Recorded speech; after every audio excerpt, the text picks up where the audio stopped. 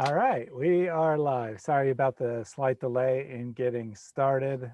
The YouTube page was not recognizing the stream from Zoom, so just reloaded the page and it worked fine. So I don't know if there's some congestion or whatnot, but we are live now. So thanks for joining us. Today we're going to be talking a little bit more about Bilal Philips's Dawah manual. In the previous episodes on this manual, we've kind of looked at just an introduction to what Dawah is.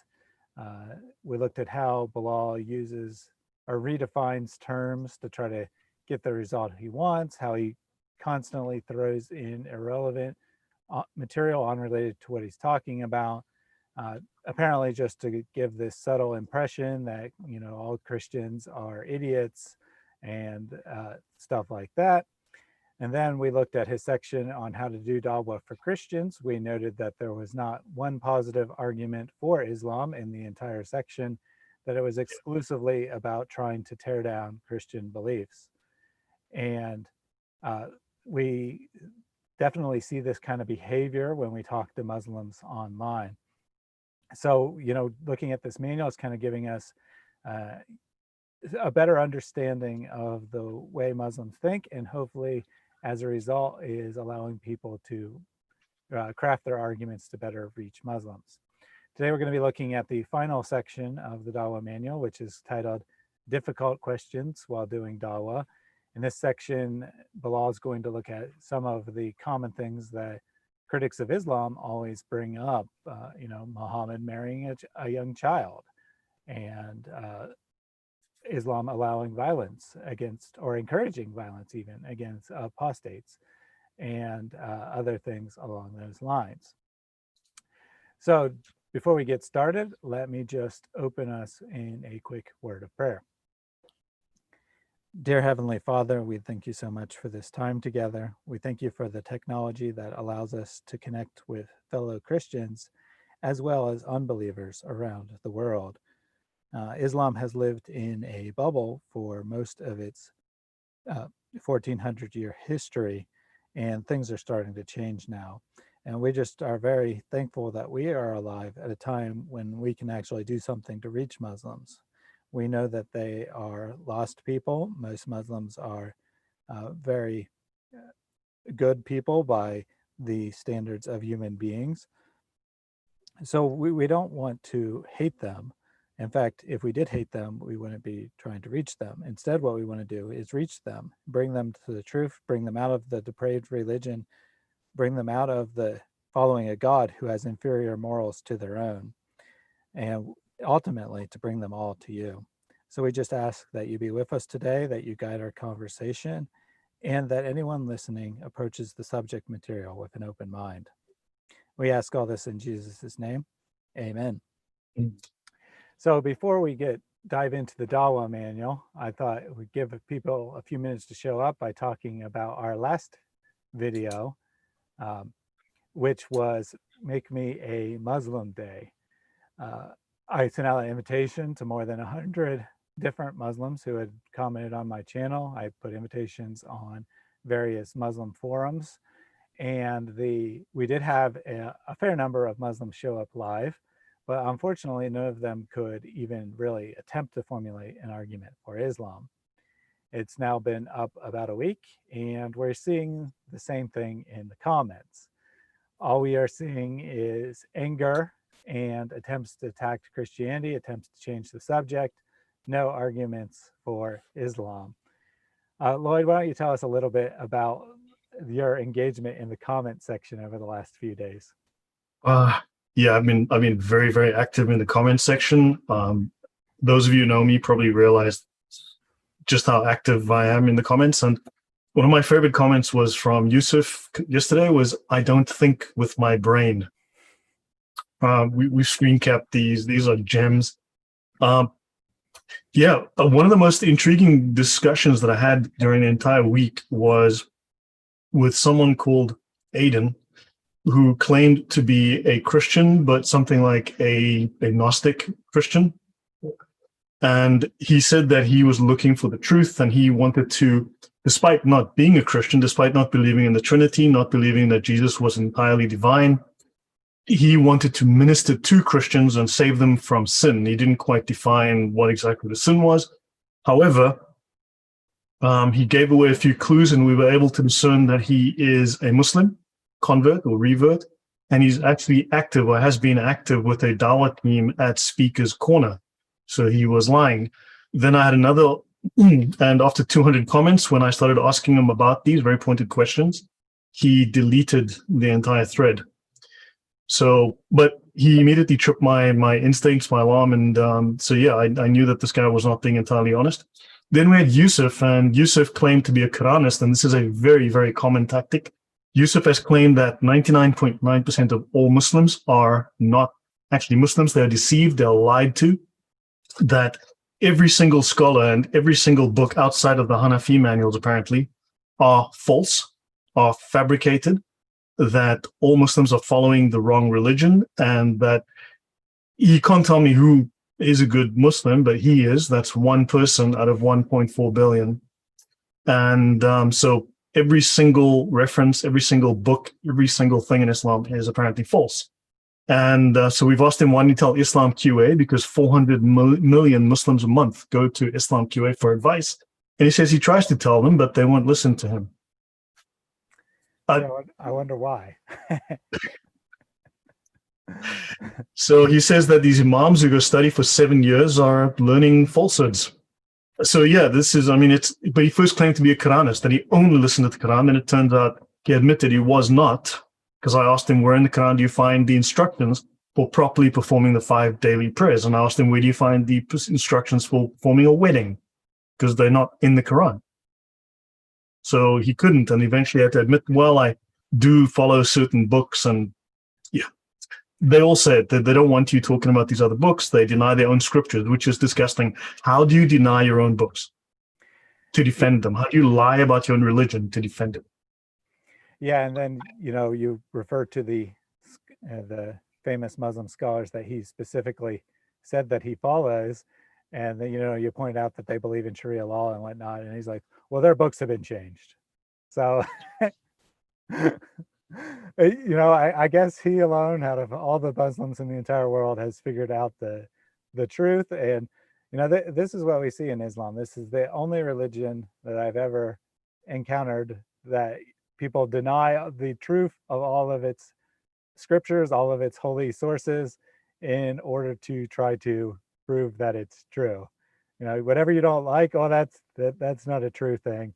It doesn't matter if it's Hadith or Sharia or Sirah or even the Quran. If you don't like it, that's a mistranslation, that was changed, that's fake, liars made that, whatever.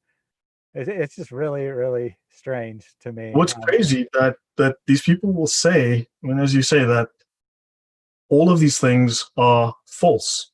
The Hadith, the biographies of Muhammad are all written by liars, and all of these are lies. But despite that, the same scholars transmitted the Quran, and yet Islam is true, but 99.9% of its literature is entirely false. And yet they'll say, yeah, well, there's a discrepancy in Mark and Matthew at what time Jesus died by a couple of hours or the day or whatever. And that falsifies Christianity, but Islam can literally have thousands of lying, deceitful scholars who wrote thousands of lying, deceitful Islamic books, but Islam is 100% true. Yeah, it's really strange. Constance says, how can one understand the Quran without the Hadith? And I mean, the honest answer is you can't. The Quran is very ambiguous. It's very unclear, despite its constant claims about itself that it explains everything in detail. If you ask a Muslim, where in the Quran do you find the 5 daily prayers? I don't know. It's in there somewhere. Where do you find the Hajj? Oh, I don't know. It's in there somewhere. And where do you find the Shahada? I don't know. But everyone knows that's part of Islam. And it's like, yeah, all these things come from the Hadith. Your religion is based on the Hadith. The Hadith that you tell us are lies whenever you want to remove some embarrassing fact found in them. Incredible. I mean, they must be really ashamed and humiliated of the things in Islam that they read or that they learn about. but they can't believe it's true because they believe Muhammad is really perfect, and they're shocked to find out the things that he actually did and said. Definitely. So should we go ahead and dive into the Dawah manual? I will share my screen as long as that's enabled. Yep, I remember to enable it this time. I said we've been going through Bilal Phillips's Dawah manual. If you didn't catch any of the previous parts, no worries. You're going to recognize today's material from, if you've had any conversations with Muslims, you'll know all about the types of excuses that Bilal gives today. We're looking at this to kind of show that there isn't any better argument than the ones you hear in the comment sections. You know, Bilal is an expert scholar on Islam, and he doesn't really have any better explanations. To his credit, he doesn't try to deny any of these things. He's not one of those people who says, oh, the hadith are fake. Aisha wasn't actually 9, she was 18. How do I know that? Well, I pulled it out of my ass, but it's still true because Islam is true, and I can't believe that Aisha could be 9. So he doesn't deny that she's 9, but he doesn't have any better excuses or reasons than we see in. But also, they won't engage with the content. I mean, I'll tell them, look, Aisha says, according to the finest scholar, the most famous scholar of Islam after Muhammad, which is Al-Ghazali, Aisha says that Muhammad pretended to be a prophet from Allah. And I asked them, so tell me about this. Why would his wife, and why would the greatest scholar in Islam write this, and why would his wife say this? And they will ignore this completely. I mean, I asked them, is she alive? You know, is Muhammad's wife alive? But they will totally ignore this. They simply just shut their eyes, and they cannot engage with this. It's dishonest. Okay. There was a comment that my volume was a little low, so hopefully that's better now. That sounded fine to me. So yes, this is the first difficult question that Bilal Philips brings up. Before we dive into the question itself, I first wanted to point out, I think it's very revealing that he leaves this to the very last section of the book. He had a section of what he called general issues of doing Dawah, where he raised some difficult questions, mostly related to women's rights, but he completely ignored the most pressing issues for Islam. And then he hit it at the very end, kind of like as an appendix almost, long after he's given all this advice of how to attack Christianity and whatnot. And I think that he knows he needed to address these things because some Muslims will know about them, but at the same time, he doesn't want to bring them to the minds of ignorant Muslims who don't already know about them. So he's kind of hiding these at the end. And then, of course, the first issue he dives into is this issue of pedophilia, which is not surprising because he knows that this is easily the most common and most damaging critique of Islam that Christians raise. So as we saw earlier, and we showed in a previous episode, Bilal has redefined pedophilia. And he does that again here in the appendix. He says, pedophilia involves adults taking advantage of children by purchasing sexual favors from them. And then he tries to have this distraction about supposed sex tourists coming from the West, which is totally irrelevant. We condemn those things. So he just raises it for no reason. He doesn't think that those things justify Muhammad. He's just trying to distract. So what do you think about him redefining pedophilia here? Well, he's also trying to say that it's okay to marry children because he says they are not seeking marriage. They just want sex, whereas we want marriage and then we'll have sex from these children. That's not taking advantage of children. Yeah, and you know, it's actually very interesting that he says impoverished people willing to give their children away for a few pennies. I've read multiple articles from reputable sources about how it's actually common in places like Egypt and North Africa for sex tourists from the Middle East, primarily Saudi Arabia, to come there and quote unquote marry these girls for a few hours or a week or whatever.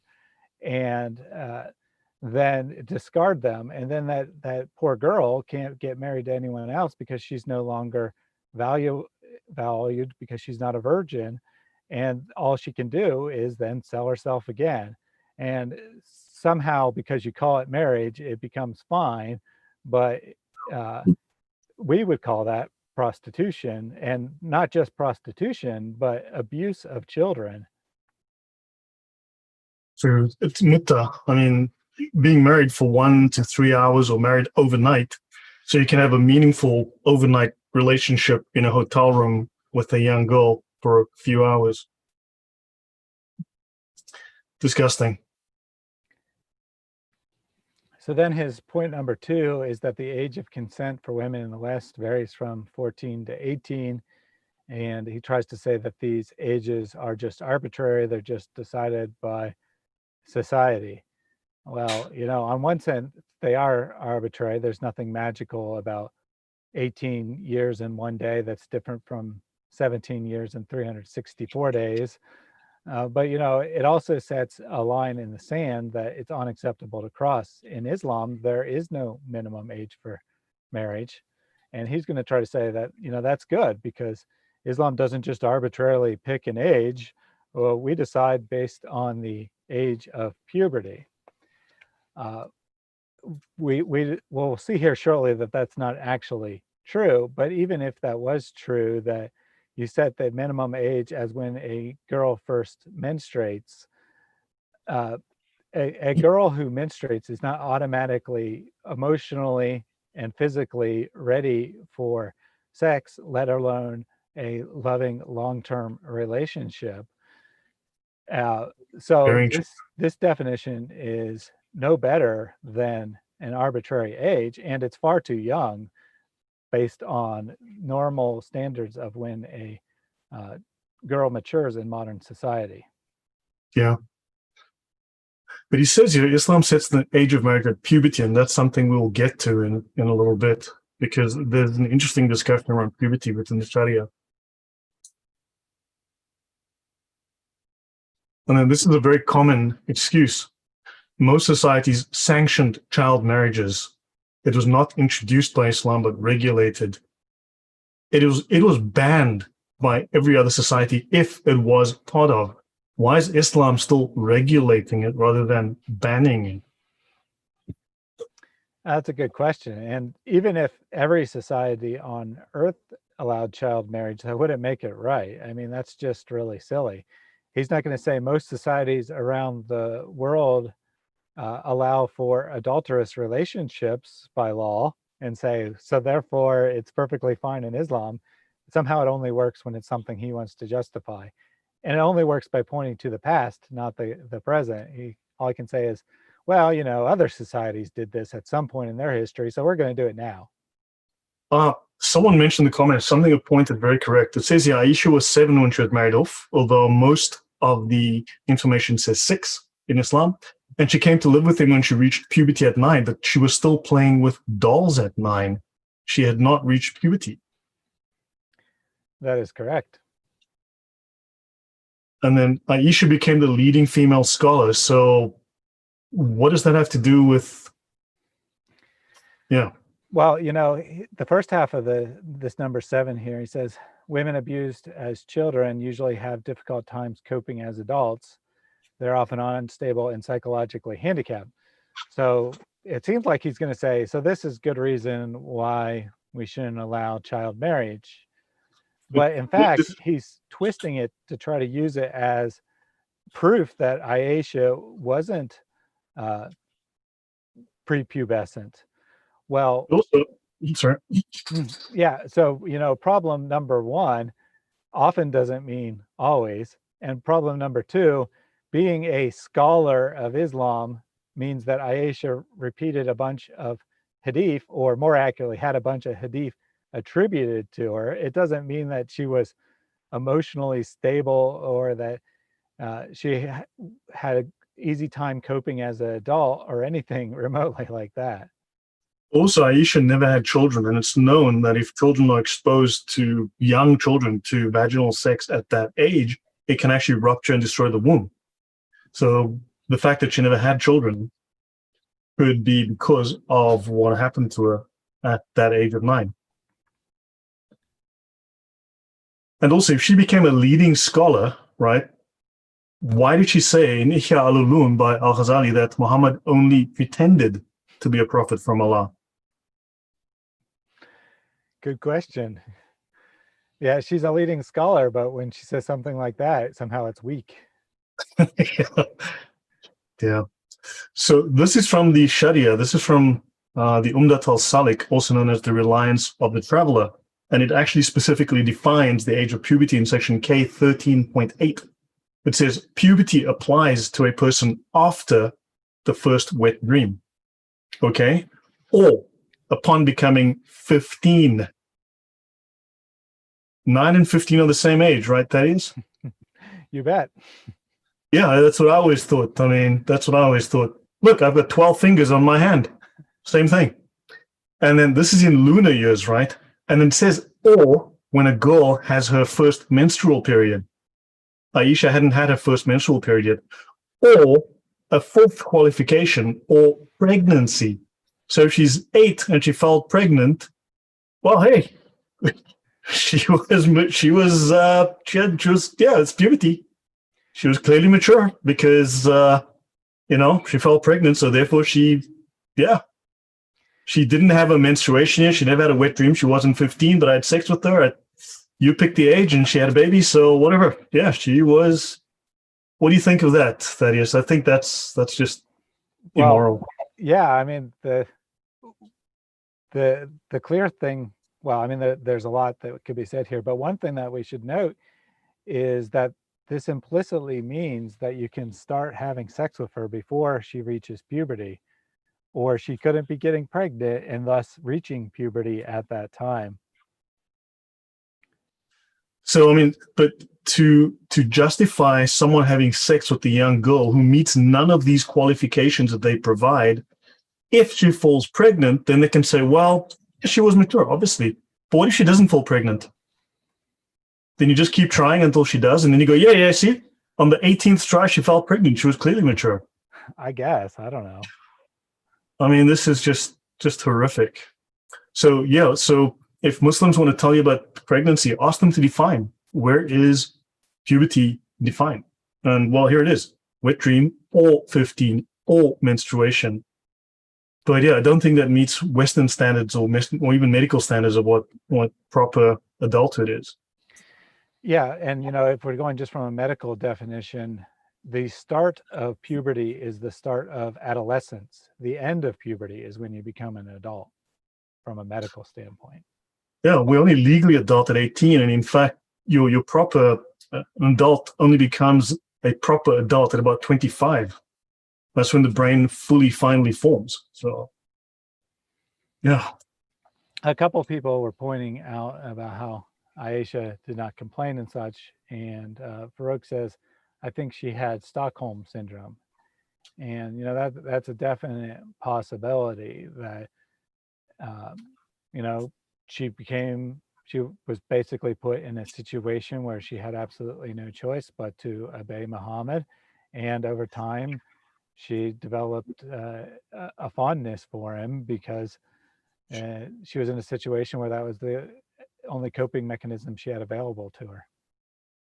Right. So next.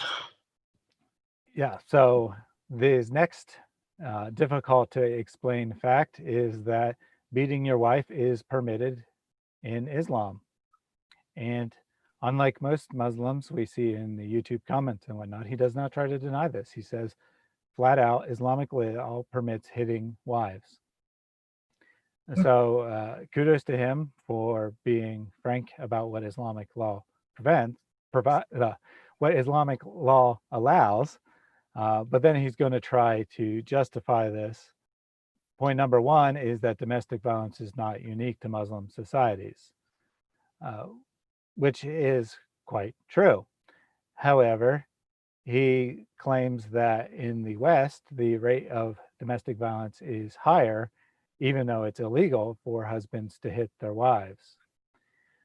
Ironically, this is going to contradict something he says later on about hand chopping, But for now, what do you think of this claim that domestic violence is not common in Muslim societies? Well, if it's legal in Islamic societies, why would they report it? Good point. You know, then it's acceptable. There's acceptable levels of violence, clearly. Yeah, and when we look at independent observers who like do a survey of the world on which countries are the worst for women's rights, Middle Eastern countries. or worst for violence against women or anything like that, usually like 9 out of the top 10 or 17 out of the top 20 or something like that are all Islamic countries. And I don't think that that is coincidence. Well, of the 15 worst countries for women, actually, I'm just going to pull this over. These are the 15 worst countries for women. It's just showing up. So this is Yemen, Pakistan, Syria, Chad, Iran, Jordan, Morocco, Lebanon, Egypt, Mali, Oman, Saudi Arabia, Ivory Coast, Mauritania, and Guinea. And they're every single one an Islamic country or Islamic majority country. So there you go, 15 out of the top 15 according to this particular survey. Yeah, that really doesn't help their case.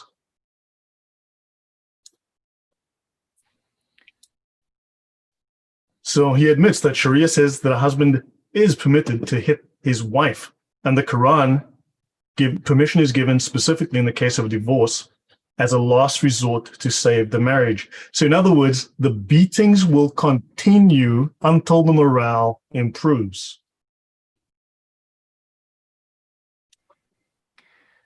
Yeah, and he's kind of just making this up here. The Quran says nothing about divorce anyway. It just says if you fear disobedience, they don't even have to be disobedient. You just have to fear that they're going to be. Yeah, in the case of rebellious and unjustly, he speaks of in the case of a rebellious and unjustly disobedient, but it simply does say where you fear it. And it says very clearly, you can use it to bring her back in line. He is allowed to hit her. Notice he doesn't seem to specify exactly. And he says here, if they disobey you. And the Quran doesn't say that. It says, if you fear disobedience. Yeah, Allah has done something pretty deceptive there. If you want to go back to that slide real quick. He mentions the Quran verse. He says, Allah stated in the Quran, gives the reference 434 there. But then without any warning, he just goes into the Prophet also said, and then he quotes a hadith, which makes it look like that's what the Quran teaches. But in fact, that is not what the Quran teaches. The Quran specifically says, if you fear disobedience, then discipline women in the following ways, including beating them. Right. Yeah, so he's allowed to hit us. So let's see what the Quran says in this case. This is from Sahih International. Men are in charge of women. We're the feminists on that. But those wives from whom you fear arrogance, advise them, forsake them in bed, and then strike them. And I want to point out that the translator has added these words first, then, finally. In fact, it's actually just a list. There is no progression in the actual Arabic. It's just a list of things you can do. Even critics of Islam usually grant that this is a progression, but in fact, it looks like to me that the Quran actually just says these are your options. You can advise them, you can deny them sex, or you can hit them. Your choice, whichever you think is best. Yeah. And then, so I've got 10 slides here, which I'll try not to spend too much time on, but these are authentic references from Islamic Sharia and other sources which discuss Muhammad's and his companions' treatment of women, including Aisha, his child bride.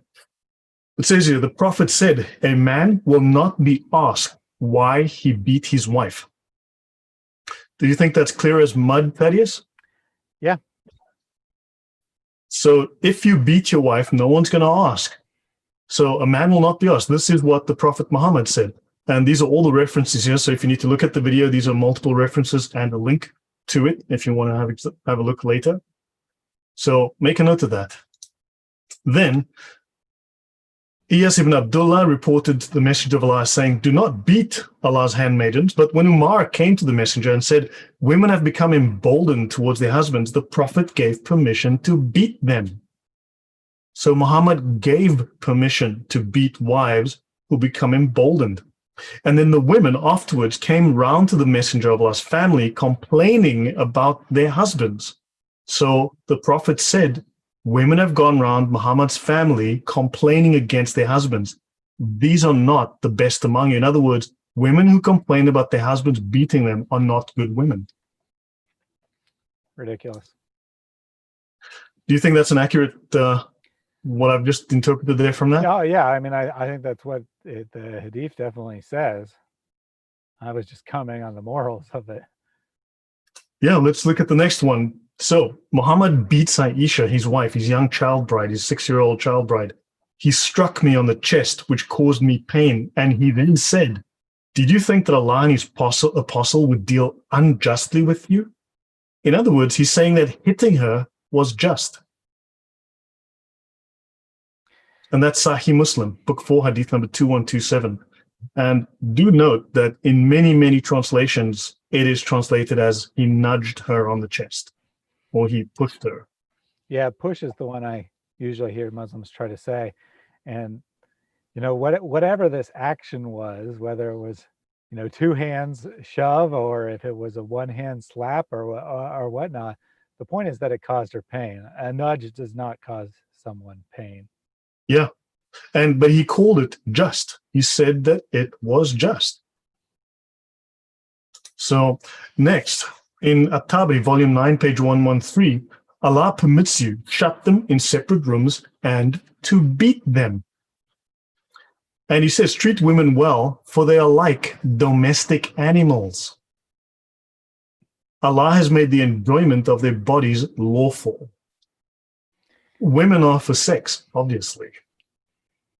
Yeah, and he's saying, he does say, but don't treat them too severely, just like you wouldn't treat your cattle too severely. You don't want to beat your animals, then that'll reduce their usefulness and their value.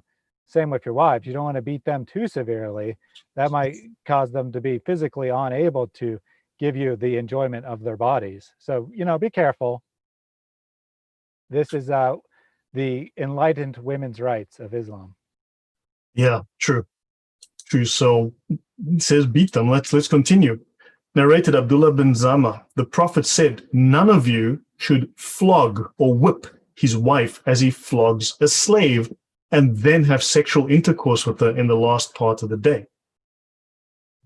So do not flog your wife. Do not whip your wife the way you would whip a slave and then still demand sex from her at night.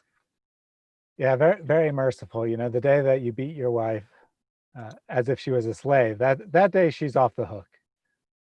It's funny because, Muslims might quote that first half of that verse and pretend like that's the end of it.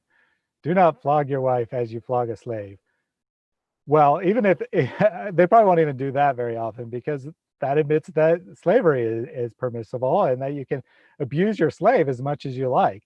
But your wife has that very slightly higher rights that when you do flog her, you got to let her off for the night. At least your slave is spared having sex after you've beaten them with a whip. Like, yeah, that's great. And this is Sahih Bukhari. That's a Sahih Bukhari reference. Just so that you know, it's volume 7, book 62, hadith 132. Here you can see the original. Let's continue. Allah's messenger was asked about an unmarried slave girl who committed illegal sexual intercourse. They heard him saying, flog her. And if she commits illegal sexual intercourse after that, flog her again. And on the 3rd or 4th offense, sell her. Just thought I'd put that there for reference. Little fun fact. So Muhammad allowed flogging of women and slave women for that matter. And in fact, if you read some of the other versions or variants of this particular hadith, you can sell her for as little as the cost of, I don't know, you said something like a comb for your hair. So you can sell her extremely cheaply. Now we go to the, this is the Minhaj at Taliban, right? Taliban, in this chapter called Disobedience of Wives. It's page 318. At the first indication of disobedience to marital authority, a wife should be exhorted by a husband without his immediately breaking off relations with her. When she manifests disobedience through, though isolated, right, which leaves no doubt as to her intentions, right, he should repeat his exhortations, confine her to a chamber, but without striking her. He may have recourse to blows, even where disobedience is manifested by a single or an isolated act. So you can hit her, even if she does one thing out of line. Only when there are repeated acts of disobedience may a husband inflict corporal chastisement. This would mean hit her with a stick or hit her with a whip, but you can hit her with your fists if she does one thing out of line. This is a Sharia manual by Nawawi. And really, I mean, they're getting that straight from the Quran, basically. So we can't even say that this is the sick opinion of this author. It's basically just telling you exactly what the Quran says. Yeah, I mean, this is an authoritative Sharia manual. This is from one of the top scholars of Islam. Now let's look at the reliance of the traveler.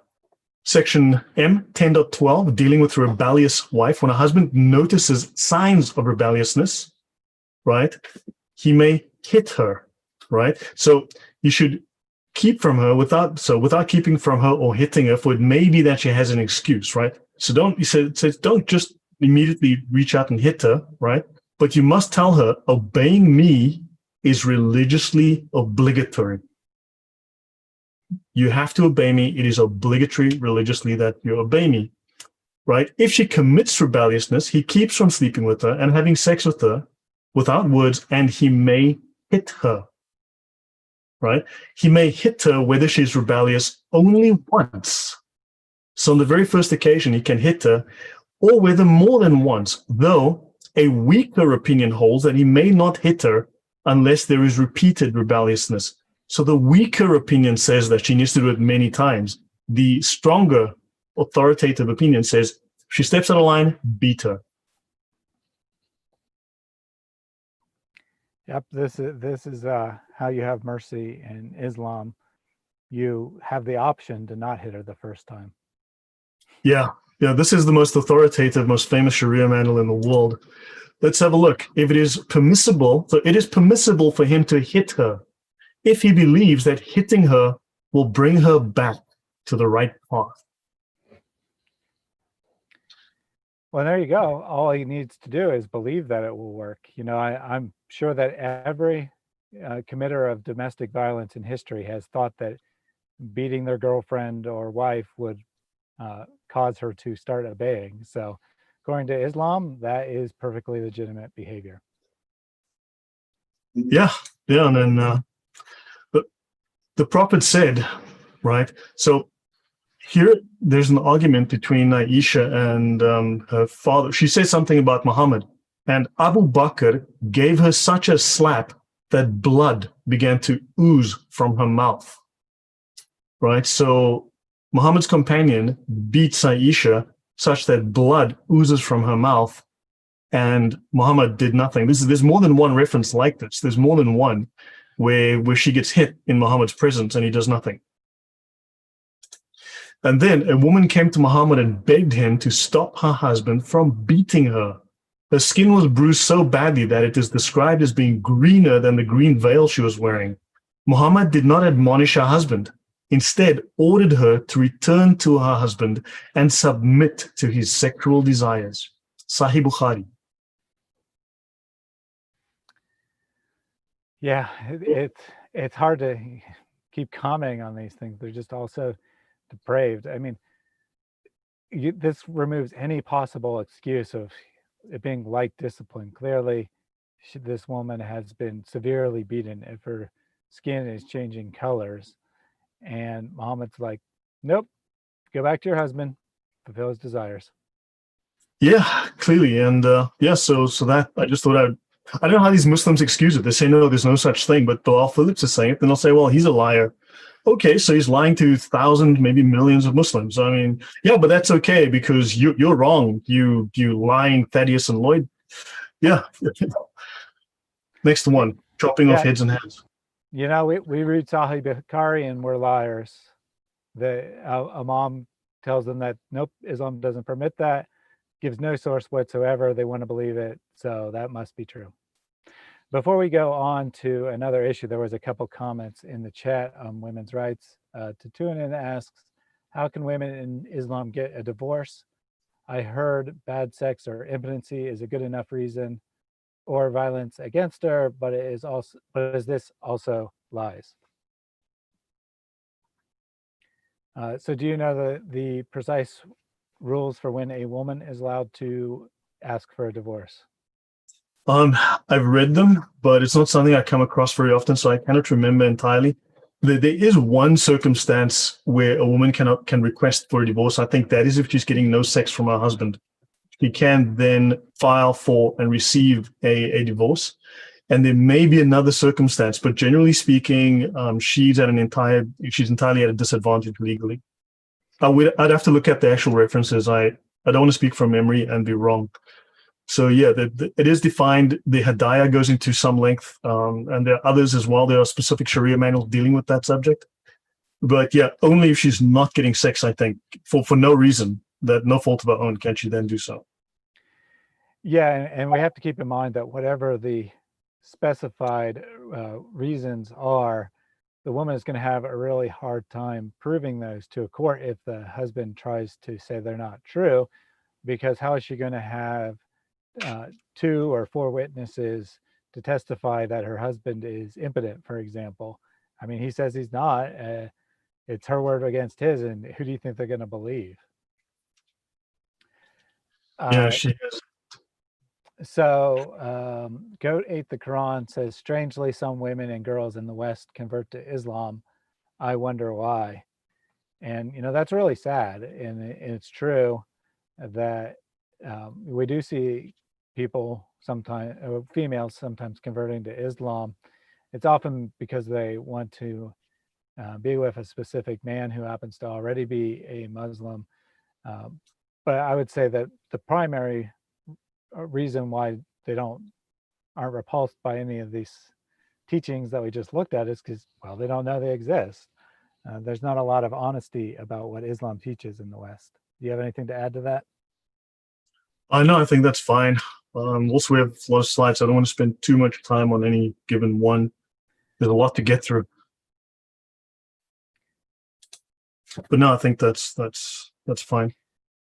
We did have a super chat from Hindu Historian. It just says hi, but thank you very much for your support. We really appreciate Great to have you on. Thank you for coming to the show. Yeah. Then there was a number of comments about how women are treated in Islam. They're kind of treated like cows. They're subject to mental and physical abuse, treated as a punching bag. This is revolting, and so forth. And we certainly agree with all of that. The reason we're going over this is, to inform the audience so that they can share this with Muslims. We put all the sources up on the screen. Go back, write those down, and bring them up the next time you're in a conversation where a Muslim who tries to say that Islam has great women's rights and so forth. Yeah, we should do a show, Thaddeus, right? We've spoken about it before on women in Islam, just to collect all the evidence and present it as a single body of evidence in one show. Might be useful. Yeah, definitely. We should definitely do that at some point. And I also like to do a show contrasting Islam and Christianity's view of women, because if they're not trying to defend this behavior, it's going to be, well, the Bible says women can't speak in church, or whatever other out of context verse they want to go to. So I'd like to, take a deep look at what the Bible teaches about women and what the Quran and Hadith teach about women, and kind of compare and contrast. So look for those things coming in the future. Should we move on to the next issue? Yeah, I'm just trying to answer a question for Francis. I'm going to paste a link in the chat. Francis Altitude. I've just posted you the link to archive.org. to Ihya al-Ulum al-Din. That's Al-Ghazali's book, and it's now in the chat just below your comment. It actually won't show up in the chat because links don't work unless you're a moderator. So let me make you a moderator real quick. Thanks. Okay, then I'll repost All it right, in a so moment. you're now a moderator, so it should show up now. Okay, thanks. Appreciate it. That is a link to archive.org. It will send you to the right page with the right reference, including the book from Al-Ghazali. Yeah, so topping off of hands and heads, unless there's anything more in the chat. Nope, we can move on. So remember a little while ago, he said that domestic violence in the West is higher, even though it's illegal. Well, he's now going to try to say that theft is lower in the Middle East because of this law. So he's kind of contradicting himself here by saying that, on one hand, saying laws don't cause people to behave well, and here saying they do. But once again, to his credit, he doesn't try to deny that the Muslim law allows for people to have their hands chopped off for stealing, and also allows stoning to death for certain crimes. He says that Muslim application of criminal law is often described as medieval draconian law. The application of capital punishment has been banned by the UN and ECC. And he is quite right, of course. That is how we would describe his laws, because that is an accurate description of Islam. I mean, they are crimes against humanity according to international law.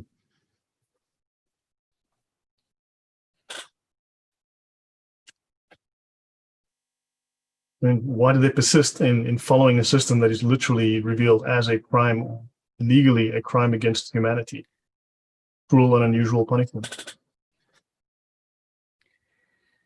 And of course, the reason is because the all-wise, all-merciful God, Allah, revealed these things in his sacred text. That is why they will support them, even though common sense tells us that they are inhumane. Yeah, I find it odd that when they speak of the Sunnah, they only refer to the Hadith and always ignore the Sirah, because the Sunnah refers to both. The example of Muhammad is found, and in fact, the Hadith don't contain dating. The Hadith don't contain any references to dates. There's no chronology. So the Sirah is needed to place it within a chronological context. So why do they always ignore the Sirah, which is actually critical to Islam?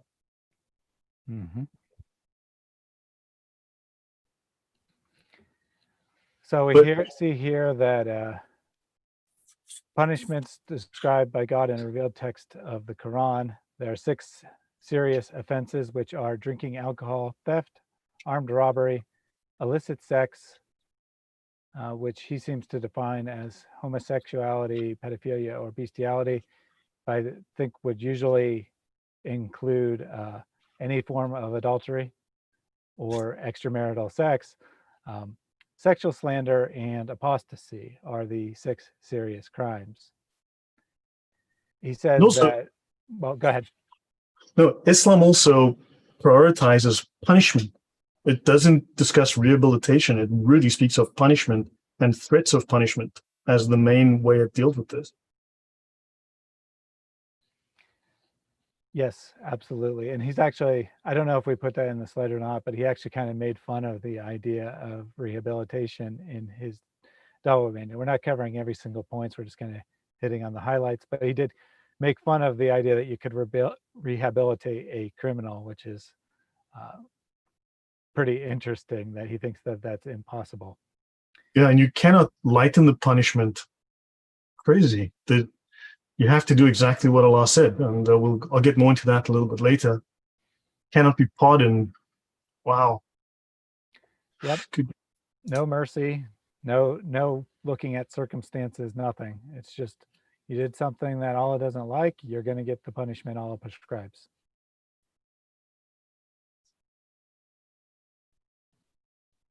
Yeah, and then he says that the right hand is surgically removed at the wrist, and the left foot at the ankle is removed. which is interesting, but this is a reference to Quran 533. But also, when they say surgically, you mean they take you to a surgeon? Because what happens is they take you to a chopping block in the public square and a man with a sword removes it. Well, we could say that if the sword's really sharp, it's cut off with surgical precision. So I guess that it's surgery in Bilal's opinion. Yeah, the guy's a medical doctor. Maybe his name is Zakir. Agrees. And is removed on the second occasion, but he provides no references as well. It would be interesting if he actually provided some kind of references. And on the third occasion, he may even be executed. And the law is there for deterrence. So yeah, no rehabilitation, just deterrence using violence. And then, of course, he's referencing Quran 533, that indeed the penalty for those who wage war against Allah and his messenger and strive to cause corruption. In this case, corruption, and we've covered this at length in other shows, this corruption means to lead someone away from Islam. So it's actually literally the word they use here from Islam is temptation. So it's to tempt you away from Islam to other religions. And in terms of waging war, what they mean here is to not practice Islam, but to go against Allah and to want to have another religion, is that they be killed or crucified, or that their hands and feet be cut off from opposite sides. So this is taken from the Quran, but it's specified. He refers to it here.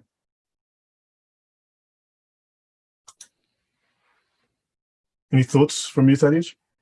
Nope, I think you got that covered pretty clearly. You can't really come up with any justification for this other than Allah said so. But if we're trying to decide whether Allah is actually a just and merciful God, then we kind of need some more standard than Allah said to do it. Yeah, and then hudud punishments, retribution is obvious from the severity. So this is retribution against you, defying Allah. I guess. In retaliatory punishment, there is life for you. Hey, we've taken off your hand and opposite foot, and there's life for you in that.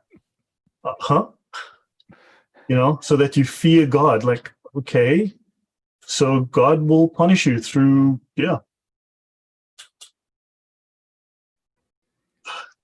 And he tries to quote the scholar Goodhart said in 1953, retribution in punishment is an expression of the community's disapproval of crime.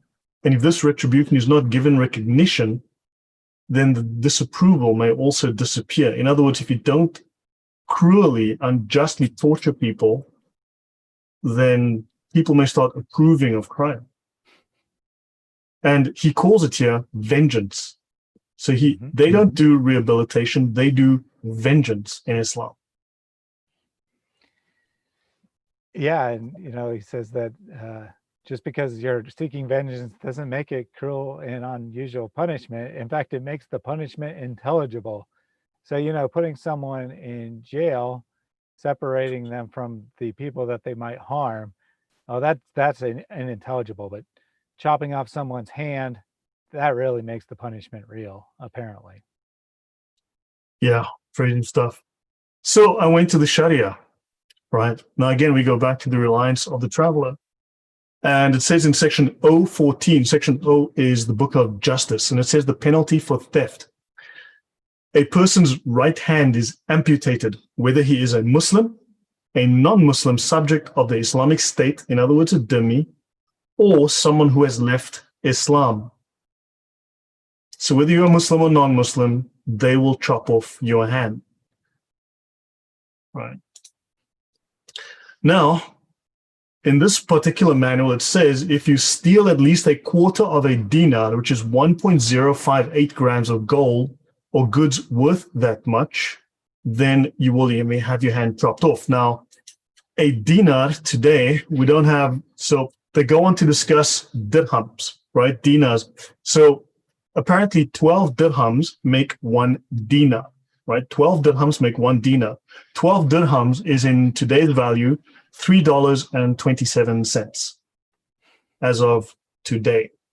So if you steal $3, according to this manual, Well, anyway, there's different opinions, different scholarly opinions on this, right? According to other scholarly sources, now it depends which manual you check. So for $3.27, 1 dinar, they can chop off your hand and your foot. 1.058 ounces of gold as of 2 hours ago is $69.24. So it depends really on which Sharia manual they are trained in and which one they are using in your given geographical area or what judge you have. Yeah, I don't know if it's on one of the later slides, but Bilal gives his own definition of exceptions, and his number, when I put that into a currency conversion, came to $2.74. So we can Yeah, see that the value of a hand is worth somewhere between $2.74 and $69.24. and don't forget, gold is at an all-time high today. It's its highest point in history yesterday. So yeah, if gold falls, it's going to be half that value. This is insane. And now we go to the Hidayah. This is the most complete, the most thorough of the fifth manual, the Sharia manuals. It's 2,652 pages. Now, I have not read every single one, but I've read several hundred of these in sections that interest me. And they speak here, starting on page 82, they speak of thefts which require amputation, and it goes up to page 126. Right? So here you can get over 40 pages of information about cutting off people's hands. In this case, from page 82 to 98, you've got 16 pages of slicing off of people's hands. Of course, it goes into 107 on the manner of cutting off of the limb. So yeah, you got 40-something pages of slicing off limbs in the Sharia. Right, let's continue. So they speak here of concerning the amount of the value there are various opinions. Okay, the argument of Malik and Shafi, and these are the founders of the Shafi and Maliki school of jurisprudence, right, of fiqh in Islam, is that in the time of the Prophet, amputation was inflicted for the theft of any article of the value of a shield. Now, the lowest value of a shield is 3 dirhams. So 3 dirhams is less than $1. It's 80 US cents. Okay. So yeah. So in other words, you could steal 80 US cents worth of goods and have a limb amputated. Does that? Yeah. So there we go. Different number, Thaddeus. Yep. So, there's some variation on the exact minimum dollar of property, but even if we go with the highest value with gold at an all-time high, it's like $70. That's like not even remotely a serious crime in any reasonable society, in my opinion. In the United States, felony theft is something like $2,000 minimum or something. Anything less than that is a misdemeanor. There's still a penalty, but it's much less severe than jail time. I know that in my particular state, when I last worked at a retail store, I know this because the security guards told us in the introduction that if you're caught shoplifting, the penalty is like 3 times the value of the goods, or a minimum of $300. So you steal a candy bar worth $1, that's a $300 fine. You steal, something worth 100, or let's say $200, it's a $600 fine. But as long as you're not reaching that felony level, it's just a fine. And of course, it goes on your record, and if you continue to steal, then the penalties get more severe. But the point here is that Islam has no differentiation. You steal something worth $5, you steal something worth $50,000, it's exactly the same crime, which is kind of defying common sense. Our friend, inspired by Sheikh Ahmed Didat, is in the chat today. He said, this is our opinions. Well, first he says, yes, that's the punishment, thumbs up. So he's approving of hand chopping. And then you're right, he did say that that's just your opinion. You can't prove that Islam is false. So I want you to put in the chat that you agree with Islam, that it's completely just for chopping off someone's hand for stealing something that costs $3. And I want you to say those exact words, or else you are just giving us your opinion and not supporting what Sharia law actually states. your opinion can't disprove Islam, just so you know. I can see a lot, only give your opinions. We're reading from your top Sharia manuals from your best scholars, but yeah, it's our opinions. That is insane. This guy is like lost, seriously lost. I'm not ashamed of the Islamic law, so I have nothing to apologize for. So Didat, so you are going to happily beat your wife because Sharia law allows it, Allah allows it, and Muhammad beat his wife. So yeah, that's great. I'm sure your wife's really, really excited about that. That's great. Something to look forward to.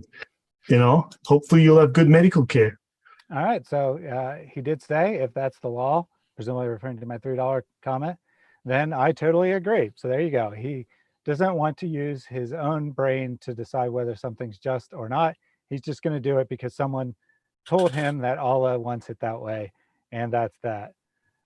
For everyone else, for the other 99.9% of the world who actually want to use their brain, they will look at this and reach the same conclusion that we are, that it is insane to cut someone's hands off. Didat just said that he never hit her and she said it herself. We just read. We should do a show on this. He never hit her. She said it herself. He actually blatantly will lie in the face of the evidence from Aisha herself, from Islamic text. Crazy. To his credit, he probably wasn't in the chat yet when we read that. So maybe he just is ignorant of his sources as usual, and we'll have to educate him. And then tomorrow he'll come back and be like, of course you're allowed to beat your wife in Islam. I know that, and I support it 100%. Yeah. Aisha was beaten so that blood came out of her mouth. And like, yeah, inspirational. So basically they speak of there's no amputation for less than a dinar or less than 10 dirhams, which is roughly $3. Right, just under $3 or whatever, and this is the most approved doctrine. So when you get more than $3, the story is that you need to have. Now, I'll bet you, inspired at some point in his career as a human being, actually probably stole something from a store from someone. You know, I think all of us growing up have done stupid things. So by this law, he needs to be amputated because he can't tell me he's never done something stupid in his childhood. I mean, he's still a child, but you know. Yeah, so moving on. Sorry. No, it's fine. Final point. This is good when we have a Muslim in the chat who's willing to try to defend the things that we're talking about. DCACI has been denied live streaming. Good grief. Wow. So the slave and the free man with respect to amputation are upon an equal footing. So punishment is inflicted equally upon the free man and the slave. The limb of a slave, therefore, is to be struck off in the same manner as that of a freeman, which means, and this tells us, because 70% of the Hadayah, if you read the introduction to the Hadayah, it says that 70% of the Sharia is about slavery. 70% of the content of the Sharia is all about slavery. So slavery is still legal in Islam. And Inspired, how many slaves will you own once the caliphate is formed? You're planning to, how many slaves are you going to have? How many women sex slaves are you going to have? And it says here, it would appear that the value of the dirham is from 8 pennies to 9 pence sterling. So we no longer have pounds sterling, right? But upon this calculation, the value of the theft to induce amputation must be at least 6 and 8 pence sterling, right? Mm-hmm. So now here we're talking about less than $1. So yeah, now we're talking about less than $1. Steal less than $1 worth of goods and have your arm or your leg chopped off. Fascinating stuff. So Inspired admitted that slavery is legal, but says that the Islamic concept of slavery is different. Different in what way? I mean, you own the person; you have complete rights over them. Maybe you captured them from Africa and brought them to a different land, or maybe you didn't. Maybe they aren't from Africa, but that's the only difference that I can think of. And of course, Muhammad himself owned multiple Black African slaves, and he traded 2 Black African slaves for 1 white slave. So apparently white slaves, while allowed, were more valuable than the Black slaves. Yeah, they were worth at least twice that. But also, why is he giving us an opinion? we can go, the Hidayah has hundreds of pages dedicated to discussing slaves, slavery, how slaves are property, how they are to be sold, etc. The punishment of slaves, because they say here, hey, by all means, chop off the limbs of your slaves. So how is it different? Give us Sharia references, not just your opinion, because A, you're ignorant, and B, you're a liar. We know this already, right? So give us the actual references. This is the most detailed Sharia manual that your scholars study. They start with different manuals. This is the final one that the scholars study because it's the most detailed. So give us the name of the Sharia manual you are referring to, Dida. Come on, do it. Yeah, moving on.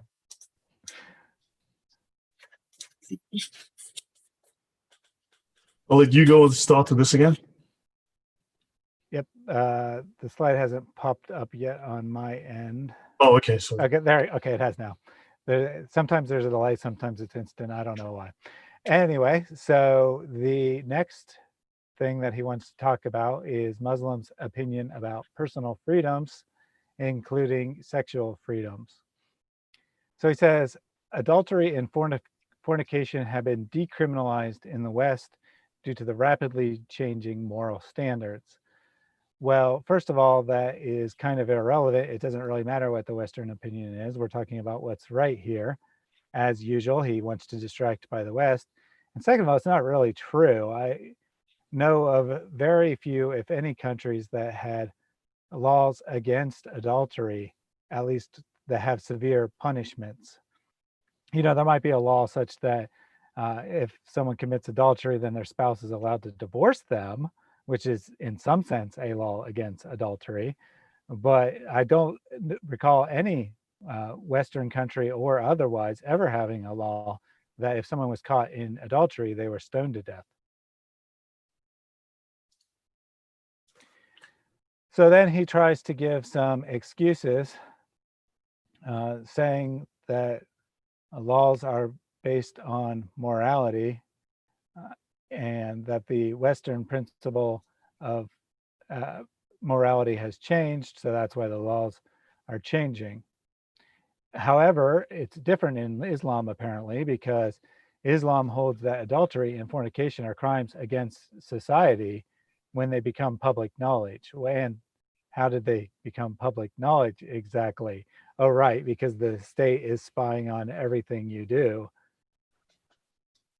And then he goes on to say that, it's really not that bad because proof of guilt is limited to a few conditions: pregnancy, confession, or the testimony of 4 adult Muslim eyewitnesses to the act. So basically, in practicality, no one's going to be coming to confess.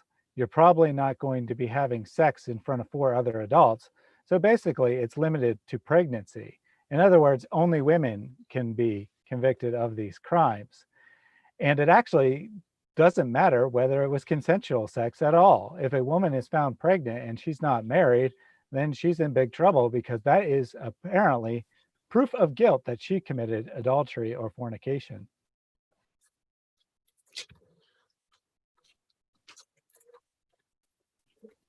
Sorry, I'm just chatting with Didat.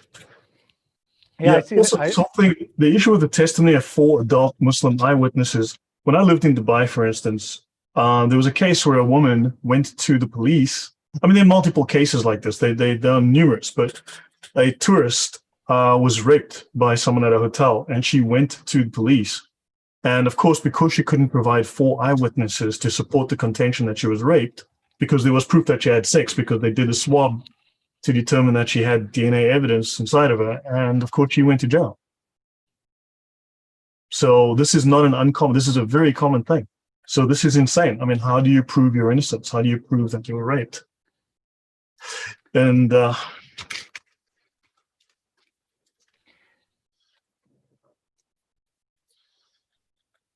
So Dida is trying to claim that Muhammad never hit Aisha, and he is citing Sahih Muslim.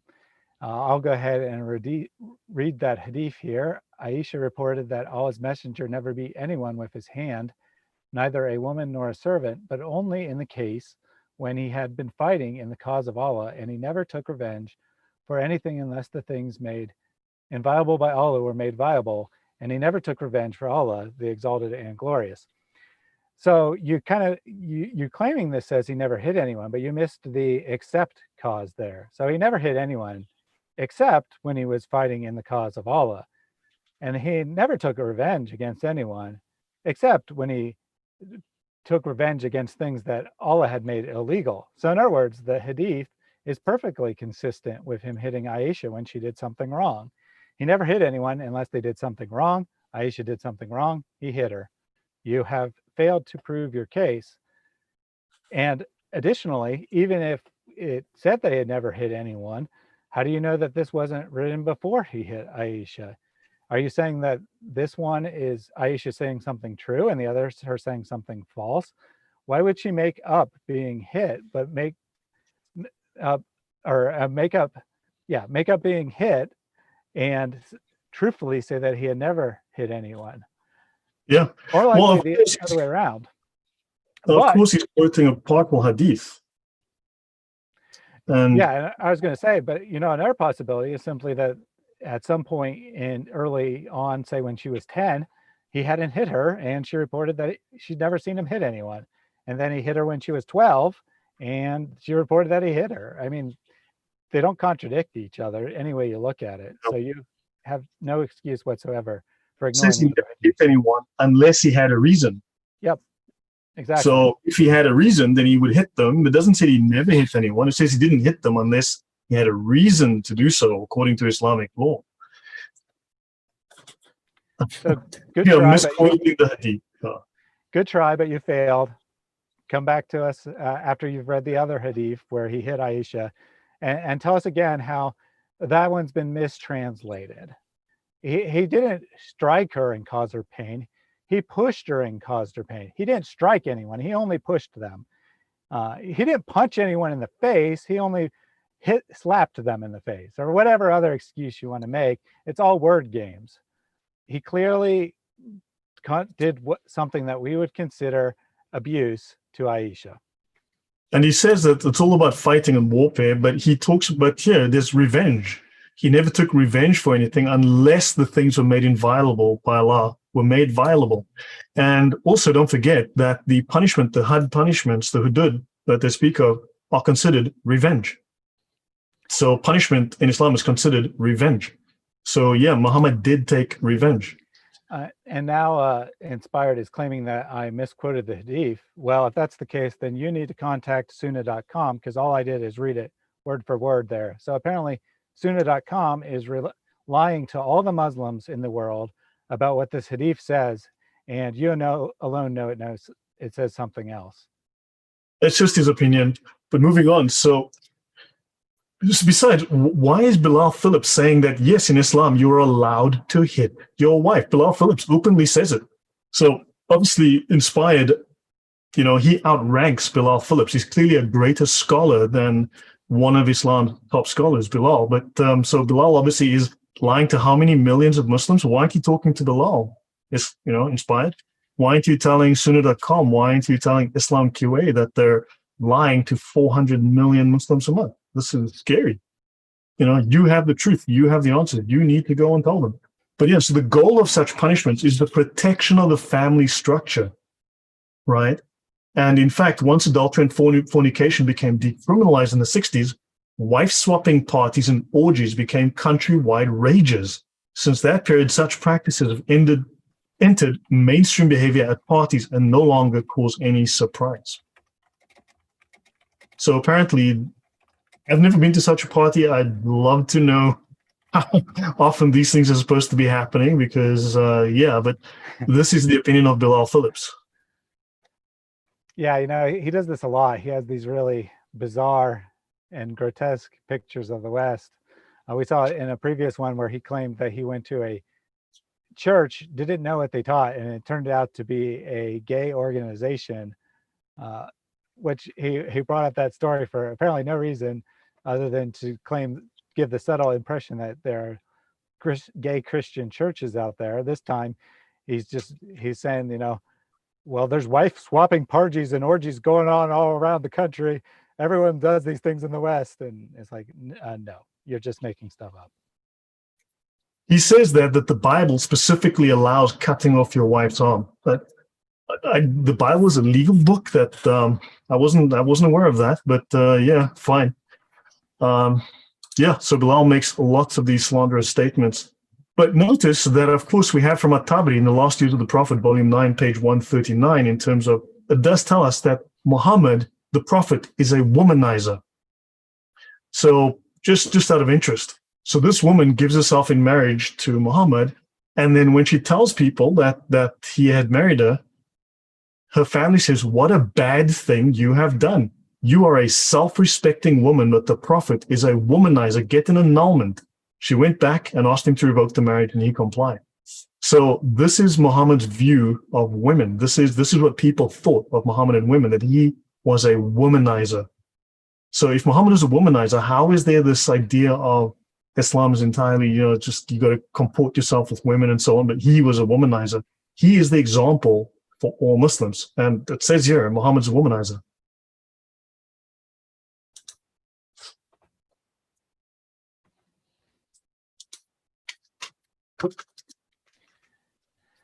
And Didat's still trying to push this mistranslation thing. And all I'm going to say is, if all these faithful Muslims are mistranslating the sacred Muslim texts and the scholars are agreeing with our interpretation, then you have a lot bigger problems on your hand than us talking about them.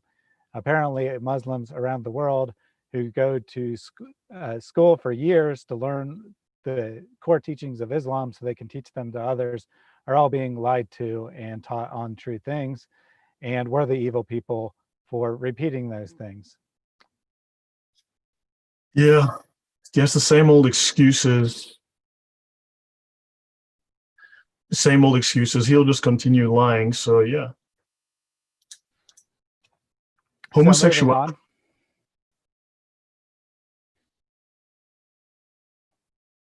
Yeah, so the next is homosexuality. And this includes lesbianism, of course, and any kind of sexual deviance as Islam defines it. So he doesn't have a lot to say of interest to say on this issue. Fundamentally, we agree that homosexual acts are wrong, but then his excuses or attempts to justify are in a couple cases pretty bizarre.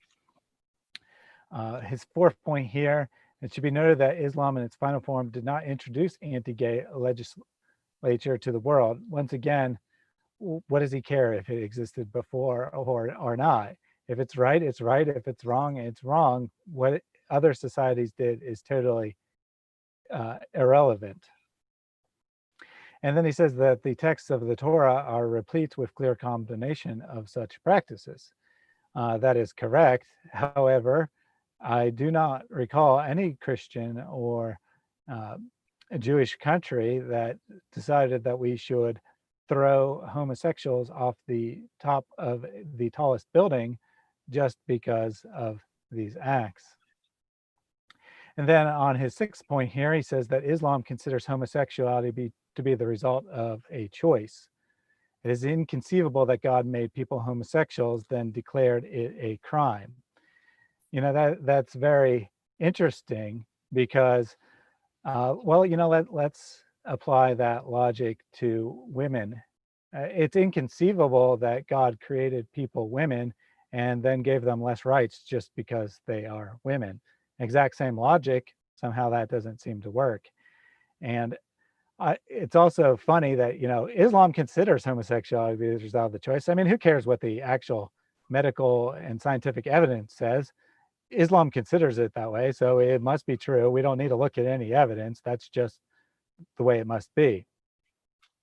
But then building on this idea, he goes into some really, he kind of almost contradicts himself because he says, that God wouldn't have done this so clearly it's people's free choice. But then he says, well, humans can have inclinations from all kinds of natural and non-natural things. And these indications inclinations may come from jinn or media or human whispering or direct contact. So in the end, he's kind of saying, you know, maybe they really don't have a choice. Maybe people really are inclined towards homosexual acts, but you know, it's not Allah's fault. It's those jinn that apparently are more powerful than Allah. Yeah, yeah. And Inspired agrees that they should be thrown from buildings for their actions. That homosexuals need to be killed, murdered for being homosexuals, as he states in the comments. Yeah, and you know that, well, you know, he doesn't have a lot of a choice. That's what Islam teaches, and he just wants to hear and obey whatever Islam teaches. So if it said that whatever nationality he happens to be, if everyone born of that nationality had to be killed, he'd say, yep, I agree. That's what Islam teaches. I'm not allowed to think for myself. Islam doesn't allow me to think, so I just got to support it. Yeah. And yeah, and then go ahead. I was going to read that. So Islam instructs parents to separate their children in their beds by the age of 10 in order to avoid sexual experiences which may result from childhood experimentation. And these experiences may be reinforced in contact in school and through abuse from adults. Also, the distinction between male and female. Now, I can understand abuse from adults, which can influence young children. I mean, that's understandable. I think that is a solid basis within the scientific literature. But this is weird. Your thoughts, Danny? Yeah, I mean, he's kind of saying that, well, maybe he's not explicitly saying it. He's strongly implying that the reason that there are people who have homosexual tendencies is because their parents allowed them to sleep in the same room or the same bed as a sibling of the same sex. And he's saying that, you know, children are going to experiment with their siblings sexually. And that's just the weirdest, most sick thing that he says perhaps in the entire manual. You know, unless he's saying something about his own childhood, where the hell is he getting this from? How many people have experimented with their siblings, same sex or otherwise, sexually? I mean, it's just ridiculous. And then you have to wonder about the phenomenon of bachabazi in places like Pakistan, where they encourage young boys to feminize themselves, and that's illegal in Islam. And then, of course, we know what they do with them. So how is that acceptable, where they actually groom young boys to become feminized and to become sex objects? And this is supposedly a sin in Islam. Yeah, I don't know. It just one inconsistency after another. Bilal's method seems to be the same method we see in the chat, YouTube chat and YouTube comments. Just throw out a bunch of things. Doesn't matter if they contradict one another. Doesn't matter if they support Islam in any real way. Just say a bunch of stuff, claim you've refuted the critics, thump your chest, and you won. Yeah, no. Okay, so so moving on. So going to the Sharia, again, going to the most famous Sharia manual in the world, one that Dida refuses, is too ashamed of, is too cowardly, is too ignorant of, or is desperately trying to hide from us, refuses to quote. We have here the penalty for fornication or sodomy, and this applies, if you read through the earlier sections, applies to lesbianism and any other similar types of actions.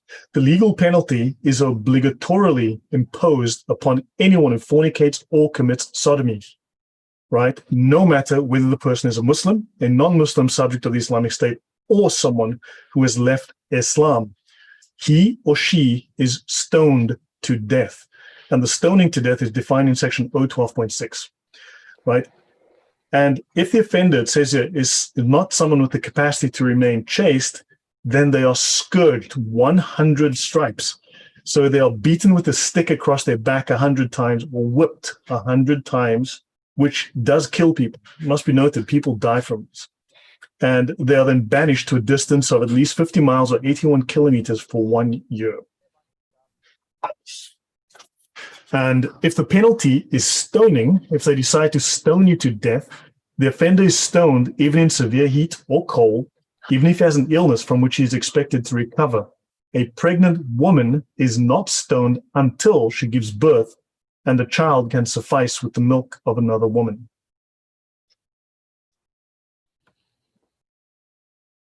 Well, there you go. Thoughts on that? Yeah, it's I mean, it's pretty black and white here. The Bilal kind of dances around the issue, inspired by D-Dot's not trying to dance around the issue. But I think when we look at the Sharia, it's absolutely clear that Islam says that you can be stoned to death, or in other opinions, you can be thrown off a building simply for having a private sexual act in your own home with a person who Allah doesn't want you to have sex with. And certainly we're not saying that these things are moral, but there's a difference between what is moral and what needs to be punished by society. We all commit many immoral acts every day. We don't all commit homosexuality, but we do all commit immoral acts of one form or another. And if the state is going around punishing everyone for everything they did, putting them to death, then we'll all be put to death and we'll never have a chance to repent from our sinful ways and go a different path. Yeah.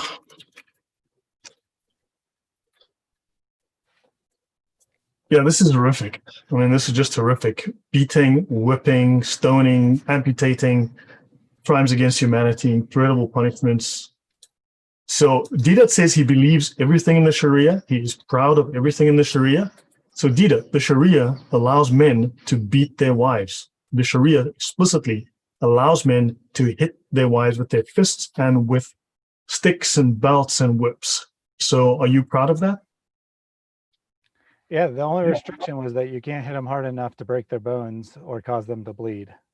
He's proud of every single thing. There you so go. Is your wife denying it earlier? So inspired? Is your wife proud that you beat her, that you hit her with your fists? Is she proud that you're a good Muslim following the Sharia so closely? The example, don't forget, the Sharia is the example of Muhammad. It's the Sunnah, right? The Sharia is drawn directly from the Sunnah, right? So from Muhammad's actions, from the law of Allah. So yeah, so Allah and Muhammad are wife beaters. So yeah, apostasy. So next we talk about apostasy. And it says, no religious freedom. Those who leave Islam are executed. So this is the difficult question. And Bilal tells us, objection to Islam is often raised against the death penalty prescribed for apostasy or abandonment of Islam, since religion in Western civilization came to be looked at as a personal choice, which cannot be enforced by either the church or the state. To execute a person for his religion would seem extreme. But Islam is not merely a religion, but a complete system of life. I'll let you continue, Thaddeus. Yeah. So, I mean, once again, to his credit, he doesn't try to deny that this is a part of Islam. He just makes this statement that, Islam controls every aspect of your life, that Islam is everything. So, of course, you get punished for defying Islam, because that's defying your way of life. And ironically, you can kind of see an element of him understanding that it's not really a person's choice, according to Islam, what religion they follow. The Quran makes it quite clear, most Muslims don't realize it, but the Quran makes it quite clear that Allah just decides some people are going to be Muslims and decides other people aren't going to be Muslims. And then he punishes those who he makes not be Muslims, and he punishes anyone who decides they don't want to be a Muslim. So Allah makes all this happen. It's not a personal choice. You don't have any choice whether you want to be a Muslim or not. And therefore, it's perfectly okay to execute someone for leaving Islam, because I guess they didn't really have a choice in the first place. Oh, yeah. Logic there. So he says that anyone may join Islam, but it should not be taken lightly. Only those who are serious should join. But Muslims always tell us that In fact, I mean, the Sharia, when you read it, it actually states everyone must be converted. Everybody on earth must be forced to become a Muslim. So, and the death penalty discourages those who might think to join the religion in order to undermine it from within. So the apostasy law was first instituted to stop the undermining of the state. In other words, Islam is a political system. Yeah, this statement's really interesting here, that the death penalty discourages those who think to join the religion in order to undermine it from within. I've never encountered anyone in my life who was like, you know what I'm going to do? I'm going to pretend to convert to Islam, or pretend to be an atheist, or pretend to convert to Christianity, or whatever, so that I will have some credibility when I say that the religion is crap. I'm pretty sure as soon as you started saying that, everyone would be like, you're obviously not really following that religion. Why are you pretending? So this is just the most ridiculous idea that I've heard. And apparently Bilal thinks it's a good reason why the death penalty has to be there, because, all those people who, when the Dawahist comes up to them and gives them a bunch of lies about Islam and says, all you have to do to convert is say the Shahada, why do you want to join this great religion? And then they say it, well, because there's the death penalty they don't know exists, that made them take that choice much more seriously. I mean, come on now, let's get real. As he says, the death penalty is for apostates who cooperate with enemies at war. No, it's not. He provides no evidence for that. Or for those who gather people against Islam and fight against the state. No, there is no evidence for that. He doesn't tell us where to look. And the Sharia makes it explicit that this is absolutely not the case, right? Western civilization executes its citizens for giving away state secrets, right? For treason. But Islamic law prescribes the death penalty for something far more serious. Yeah, leaving Islam. So rebellion against God is a far greater crime than rebellion against state secrets. In other words, it is treason, Islam's political system, and the Ummah is a single nation it's a country with laws. Islam's a legal political system. Yeah, I mean, this is really interesting because, if I sell state secrets, I could be putting millions of lives in danger potentially. If I sell them to someone who wants my country dead. How is leaving Islam remotely equivalent to that? Are you saying that Selling secrets? Yeah, the mere fact that you left Islam means that you're going to reveal all the secret teachings about Islam that Muslims don't want anyone to know about? I mean, I don't know. You tell me how these two relate.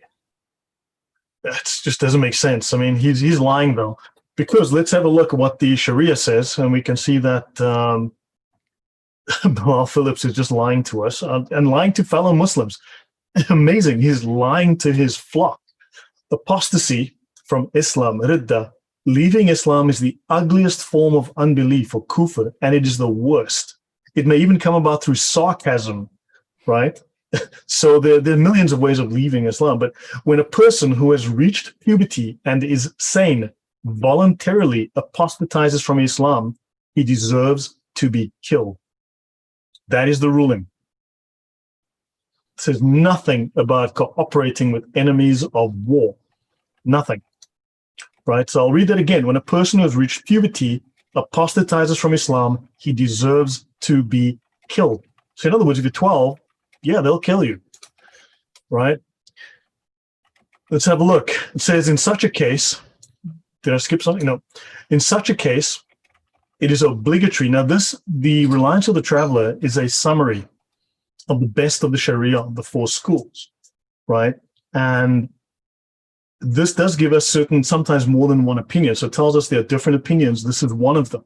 In such a case, it is obligatory for the caliph or his representative to ask him to repent and return to Islam. If he does, it is accepted. If he refuses, he is immediately killed.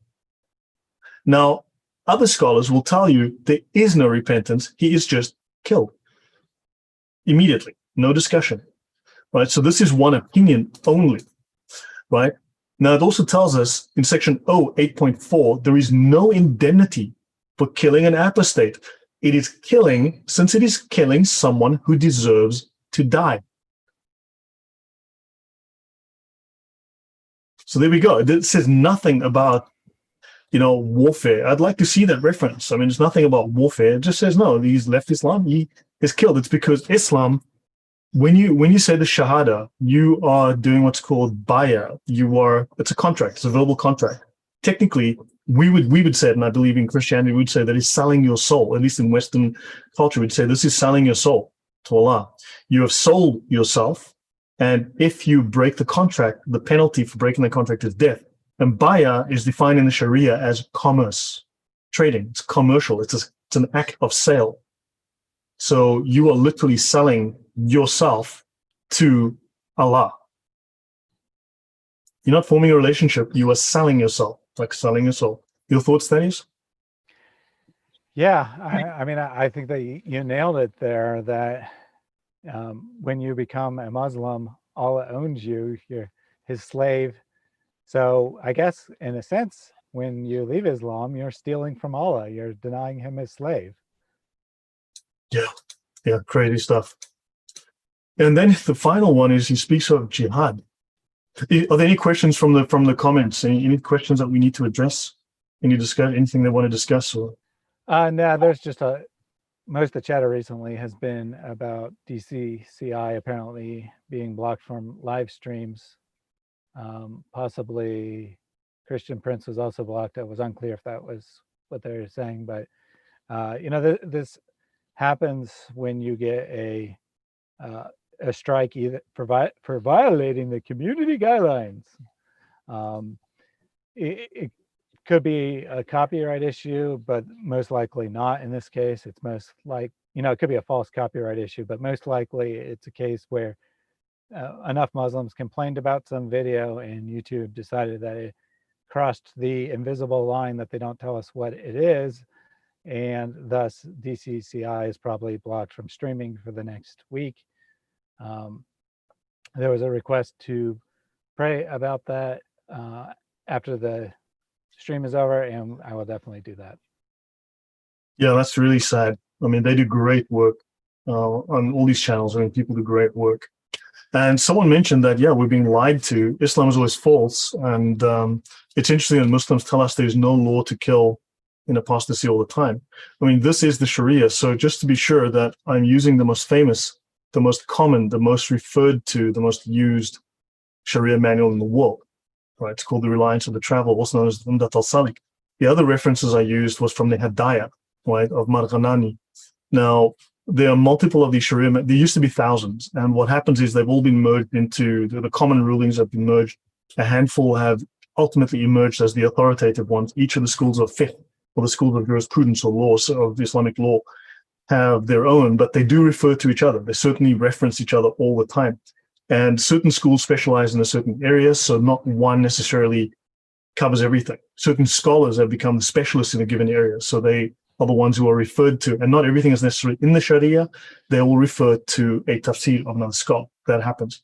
So these are the most important of the Sharia manuals that I'm using. The Marghanani's Hidayah is the final manual that Islamic imams, when they go to university for 5 or 7 years, whatever it is they do to study, the Hidayah is the final manual that they study from. It's the most complete, the most thorough, the most detailed.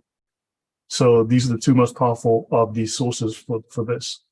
And notice that Muslims, junior Muslims, low-level Muslims like Didat, I put him in timeout for 5 minutes, he's not allowed to discuss the Sharia. They're not allowed to. The Sharia actually very clearly states they're not allowed to share the Sharia. So he'll give all sorts of excuses. He'll say lots of things, but they're literally not allowed to share the Sharia with anyone, or anything of Islam, in fact, with anyone who's going to use it for a wrong purpose, right? So we're here to critique it. They're not allowed to share it. They can do it with a fellow Muslim or someone who wants to convert, but also they're not allowed to study it, which is because it would bring them to doubt. But because we are using Islam for this knowledge for the wrong purpose, they are not allowed to share any of it with us. Your thoughts, Thaddeus? Yeah, that's absolutely correct. And you'd think that if the Muslim leaders and whatnot actually believed that they had truth on their side, they'd want everyone to know about it. I've never heard a a high-level Christian scholar, high-level Christian preacher, be like, this knowledge is only for those special Christians who can handle it. If we gave this information to the masses, they would apostatize in great numbers. So we got to keep this secret. But we see this all the time in Islam, that Islam is based on keeping people ignorant and telling them lies, give them a bunch of feel-good lies and hope they never find out the truth, basically. And then when someone has the audacity to read to them their own sources, the Muslims who have been lied to their entire lives come on here and like, why are you making up all these lies about Islam? We don't believe any of that stuff. It's like, I'm just reading your sources word for word. Well, those are fake sources. You misread it. You mistranslated it. And it's like, no, I was just reading it. That's literally all I was doing. Yeah. And we're seeing that Bilal, as a famous imam himself, is lying to his flock.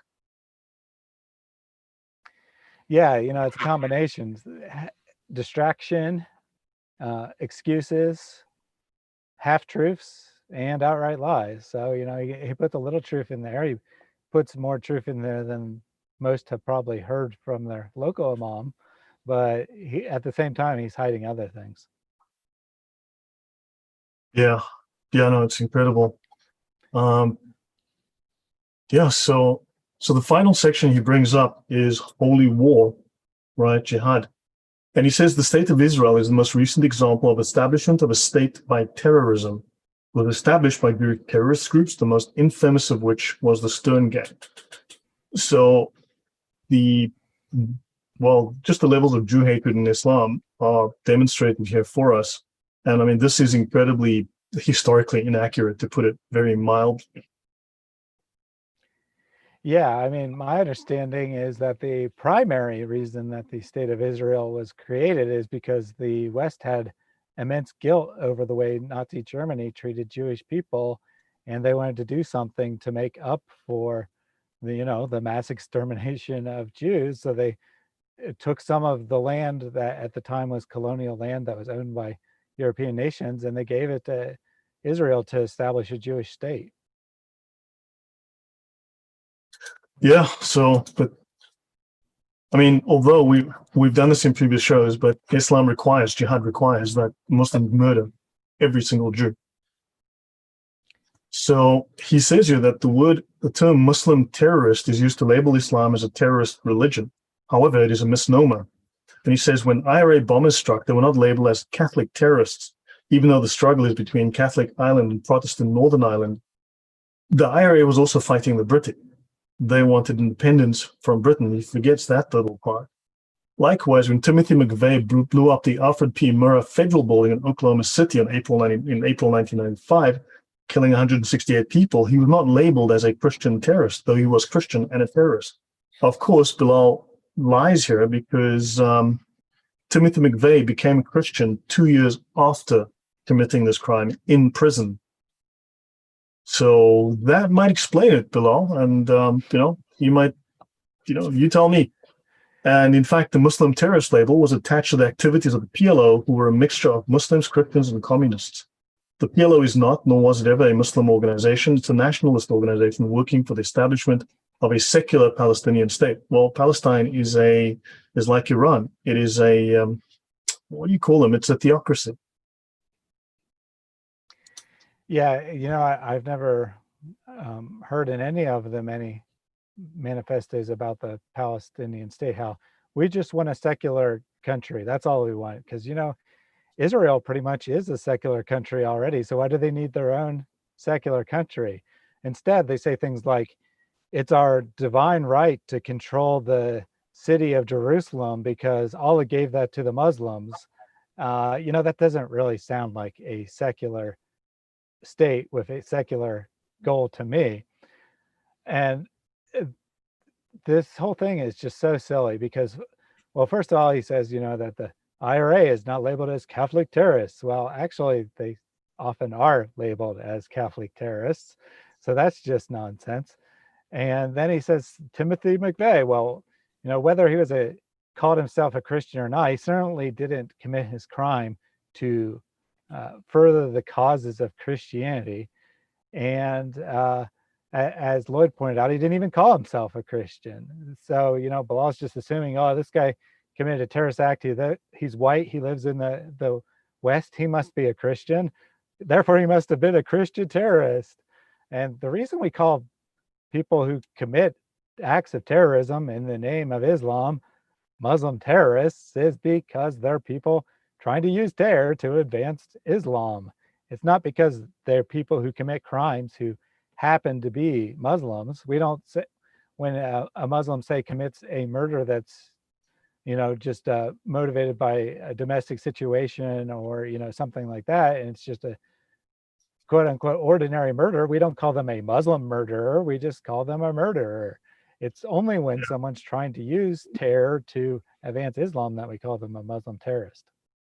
Well, and what's interesting is this should have come up by now, but if you look at the Hamas Charter, and I don't know why he doesn't bring up Hamas, right? The covenant of Hamas, Hamas's formal name, and these are the people in Palestine, the last I checked, is the Islamic resistance movement. That is their formal correct name. Hamas, their proper name is the Islamic resistance movement. And let's see the very first sentence: in the name of Allah, the merciful and the compassionate. Right? You are the best nation. They start with a Quran verse, right? That, you know, they start with Allah's going to kill people and people are bad and blah, blah, blah. And then, of course, Israel will exist and will continue to exist until Islam abolishes it. Islam, that's, you know, what? So Islam has an obligation to kill the Jews, right? And the Islamic word, blah, blah. So let's see, this looks, praise be to Allah, we seek help from him. So yeah, the Islamic resistance movement. I don't know why Bilal forgot that little part about and if you read through the actual charter of Hamas, it's some fascinating reading. Obviously, they're just a secular government looking to divide up the secular state of Israel into two different secular states, clearly. I don't know where you're getting all this idea that has anything to do with Islam. Yeah, I mean, they claim to be the best Muslims. They've studied the Quran, they've studied the Sunnah, and they have the best understanding, the correct interpretation in their charter states. They have the best, and they even mention utilizing some form of magic. I mean, I'd have to read the actual entry, but yeah, they speak of it as. So yeah, Bilal just skipped over that portion for whatever reason. So no, the government of Palestine is entirely theocratic.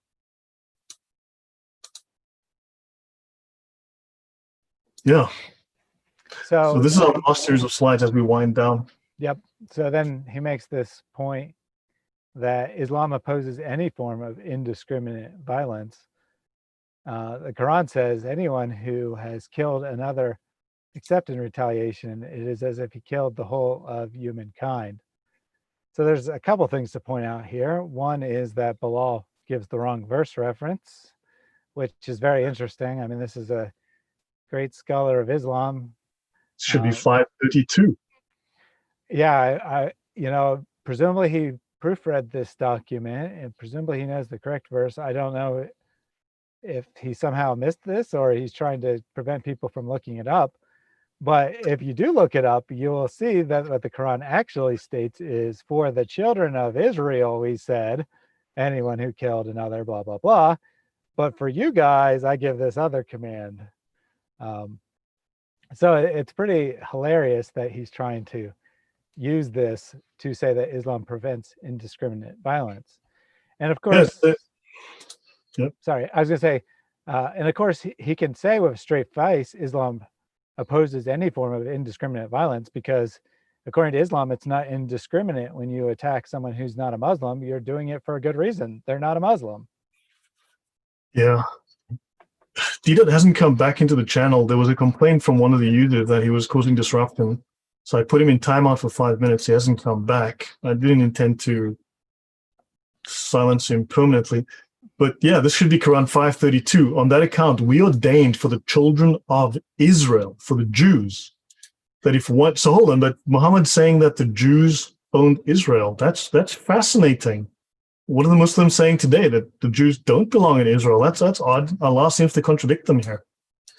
Right? We ordained for the children of Israel that if anyone slew a person, unless for murder or for spreading mischief in the land, it would be as if he slew the whole people. And this is, oddly enough, it's actually something from the Talmud. They're actually quoting something from the Talmud.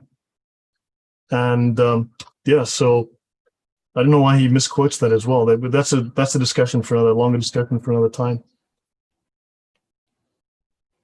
And IM said that 533 cancels 532, and that's kind of what I was alluding to. That he goes on. Yes. He goes on to say, but this was just the past law. We now have a new law.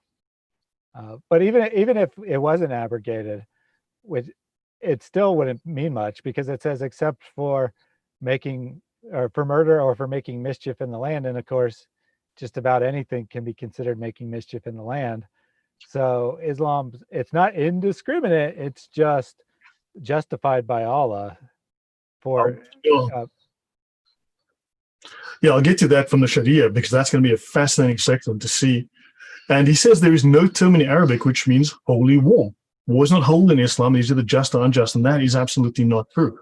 He's just making that up. And but he says here, of course, if women, children, or the elderly bear arms, they may be killed. What if they're bearing arms to protect themselves from those Muslims that were killing their men? And they picked up arms to protect themselves. Well, okay, they want to protect themselves from us. Let's kill them for that. Makes perfect sense. Yeah, I mean, he says in self-defense, but again, this is one of those word games, because as far as Islam's concerned, all non-Muslims are perpetually at war with Muslims. So they're automatically in a state of aggression against Islam just for existing. So there really is no such thing as self-defense. Yeah. Andrew just mentioned from the Mishnah Sanhedrin. That is correct. Yeah, it is. We did a talk on that some time ago. I just don't have the reference in front of me now to bring it up. We did some detailed discussion of that in the past. Thank you. So he speaks of, now this is the literal colloquial meaning of jihad, which is striving or struggle, and that is true. However, there's also a Sharia or Shari definition of jihad, a legal definition, and this is the one that Muslims like Didat and others constantly never want to tell us. So he says it's used to refer to very different efforts that are enjoined legally required by believers, right? And of course, no one has believed until Allah and His Messenger becomes more beloved than everything. Now, this, of course, is also defined in the Sharia. And he speaks of the best jihad is the perfect Hajj. Well, there's more than one verse to that effect, and I'm not going to go through all of those, but yeah, and then he says, your thoughts, Thaddeus, before you go on. Yeah, well, this is a good example of him saying things which are technically true, but are painting a picture very different than the reality. Like, yes, the technical meaning of the word jihad is struggle, but the way it's used in the literature is to wage war against non-Muslims. That this struggle is personified or taken on as a way of war. So it's technically true that it means that, but it's really quite deceptive to act like that's what all it means.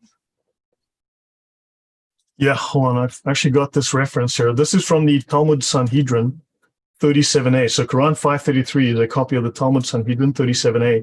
Adam, the first man, was created alone to teach you with regard to anyone who destroys one soul from the Jewish people. If anyone killed one Jew, the verse ascribes him blame as if he destroyed an entire world, as Adam was one person from whom the population of an entire world came forth. And conversely, anyone who sustains one soul from the Jewish people, the verse ascribes him credit as if he sustained an entire world. And this is it from the Sanhedrin 37a, verse 13, on safari.org. Just thought that would be interesting to see what the original context of that was and how it was corrupted within Islam.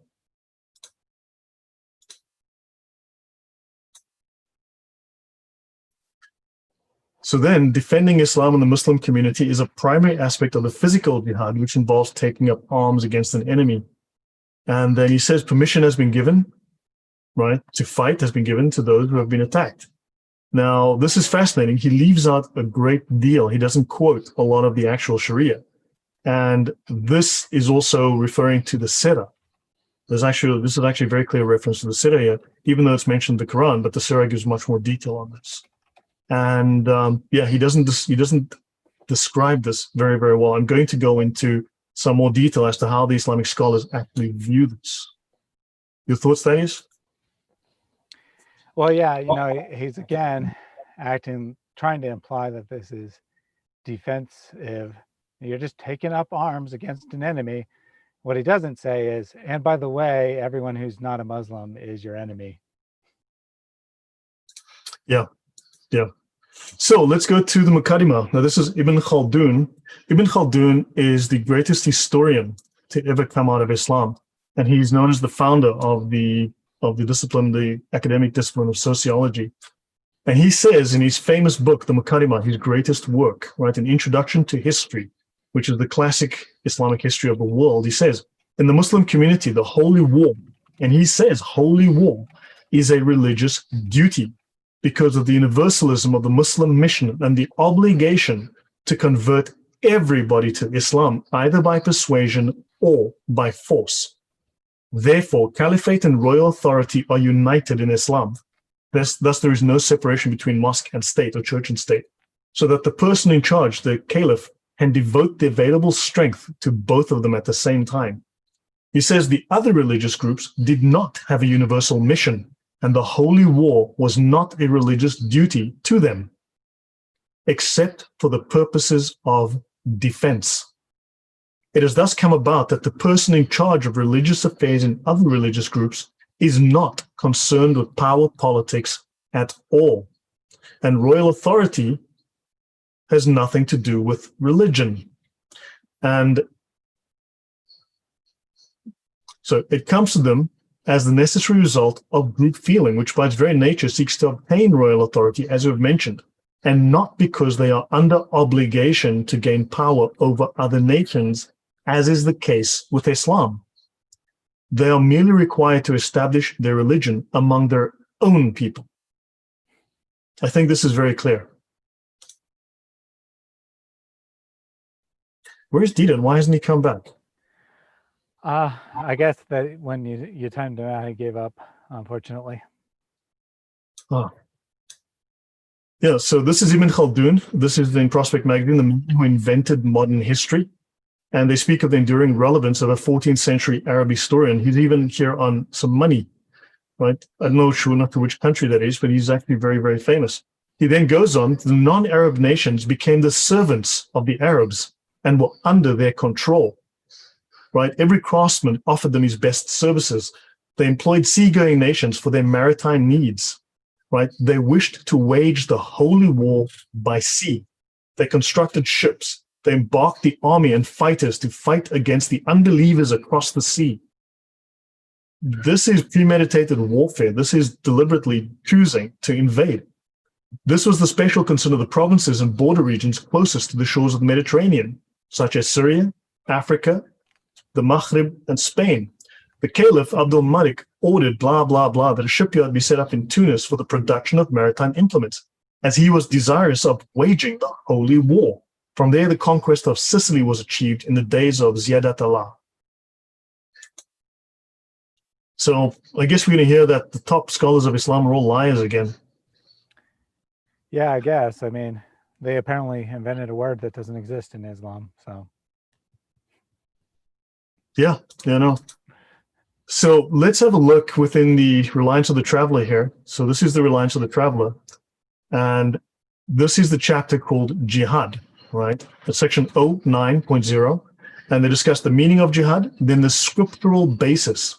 This is the religious basis for jihad and the obligatory character of jihad, and that it's a communal obligation, right? And about surrendering when overrun. This is not about struggle. This is warfare. Who is obliged to fight in jihad? Those who are not permitted to fight. The objectives of jihad regarding the Jews and the Christians, the rules of warfare, and those who are unlawful to kill. I don't know how struggle requires you to kill people. So yeah, Let's have a look. Jihad means to war against non-Muslims and is derived from the word mujahada, signifying warfare to establish the religion. And then the translator adds this section, which is not in the original Arabic. This he added himself, and this is based on a false hadith. It is the lesser jihad. As for the greater jihad, it is the spiritual warfare against the lower self, which is why the Prophet said, as he was returning from jihad, we have returned from the lesser jihad to the greater jihad. This is regarded by Islamic scholars as false, right, as a false hadith. So non-conformity with the major hadith collections. In all 6 major hadith collections, jihad almost always refers to outward physical struggle and not inward spiritual struggle. There are nearly 200 references to jihad in Sahih Bukhari, and every single one assumes literal warfare. So, right. So I won't read every single reference to this, but really, this is it just goes on and it discusses it. We did this in a past show on jihad, and Ibn Kathir himself simply tells us that this is it's nonsense, right? Ibn Taymiyyah, he's a Shaykhul Islam, one of the most famous of the Islamic scholars. His fame is in his polemics against Christianity, and also he is the godfather of jihad. He is the most prominent, the most famous, the most quoted jihad scholar in Islam. There's a hadith related by a group of people which states that the Prophet said after the Battle of Tabuk, we've returned from the lesser jihad to the greater jihad. This hadith has no source. Nobody in the field of Islamic knowledge has narrated it. Jihad against the disbelievers is the most noble of actions, and moreover, it is the most important action for the sake of mankind. Your thoughts, that is, before I move on to the Hidayah? Yeah, it's interesting that we're told all the time when we quote Sahih narrations that, oh, that's a weak hadith, you shouldn't be quoting that. And then 10 minutes later, the same Muslim will quote us a totally fabricated hadith, not even a weak hadith, just a totally fabricated, made up hadith like this one about lesser jihad, or, one about the planets circling the sun, or about Muhammad being against racism. There's a few of them that are constantly circulating, and it's hilarious that when we quote actual legitimate sources, we're bad people who are just quoting fake, made up, weak hadith, and then they'll go on and quote actually fake hadith, and that's perfectly fine. It's frightening that they will do that. So now I'll step forward to the Hidayah. As I said, this is the most complete, the most lengthy of the Sharia manuals, of the fiqh manuals, right? And book 9, Al-Sayyir, or the Institutes. And notice I've said before that the Muhammad Sirah, the prophetic biographies, as they call today, the Sirah or the Sirat, plural. And it tells us here that Sir is the plural of Sirat, which in its primitive sense signifies regulation in the matters of spiritual and temporal. But Sir or Sirah, in the language of the law, applies to the institutes of the Prophet in his wars. So the Sirah or the Sirat refers to the wars or the battles of the Prophet, the battles of Muhammad, right? And it talks here, chapter 1, introductory, chapter 2, on the manner of waging war, chapter 4, of plunder and the division of plunder, and then of the conquest of infidels. That's you. The thoughts, Thaddeus, before I could go on? Yeah, the last slides. This is pretty interesting that somehow jihad just means struggle, yet whether it's the hadith or the sirah or the sharia, whatever we look at, jihad almost exclusively refers to war. Apparently they're struggling a lot to wage war and not struggling so much for anything else. Yeah, and actually, before we do that, let me just show you guys something. This is how Islam treats women. This is an example of a story taken from Islamic texts. Kirfa Fatima was taken prisoner. She was a very old woman, the wife of Malik. Zayd ordered Qais bin al-Musahaf to kill Kirfa, and he killed her cruelly by putting a rope into her 2 legs and tied her to 2 camels and drove them until the camels tore her in 2. This is from the History of At-Tabari, volume 8, pages 95 to 97, and in Ibn Ishaq, page 980. this is what Muhammad's people did. This is how they respect women. So yeah, just something that out of interest. So don't get caught in a war with the Muslims. Yep. So this now is inside the Hidayah. War must be carried on against the infidels at all times by some party of the Muslims. War must be carried on at all times against the infidels by some party, a small minority. The sacred injunction concerning war is sufficiently observed when it is carried on by any party or tribe of Muslims. It is then no longer of any force with respect to the rest. As long as some Muslims are killing in the name of jihad, the rest are legally allowed to not do so, right? It is established as a divine ordinance by the word of Allah, who has said in the Quran, slay the infidels, and also by sayings of the Prophet. War is permanently established until the day of judgment, meaning the ordinance respecting war, right? It is enjoined for the purpose, and notice, it is enjoined by Allah only for the purpose of advancing the faith. They're not speaking of defense. There's no defensive warfare here. It is enjoined for the purpose of advancing the true faith. It says, or repelling evil, but the primary motive is to spread Islam by the sword. And they mention here war.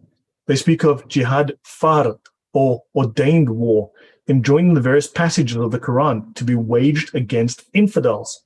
It is termed the holy war. Yeah, thoughts, yet another well-respected Islamic manual here that uses this term, which apparently does not exist in Arabic. Strange. Yeah.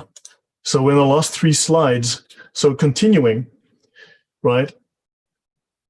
Party of Muslims making war. Okay, so when a single tribe or a party of Muslims makes war, the obligation of fighting in jihad and killing in jihad is no longer binding upon the rest of the Muslims, right? However, if no Muslims were to make war, the whole of the Muslims would incur the criminality of neglecting making war. So it is a crime in Islam not to make jihad upon non-Muslims, to force Islam upon them, to spread Islam. The destruction of the sword is incurred by infidels, although they are not the first aggressors, as appears from various passages in the sacred writings, which are generally received to this effect.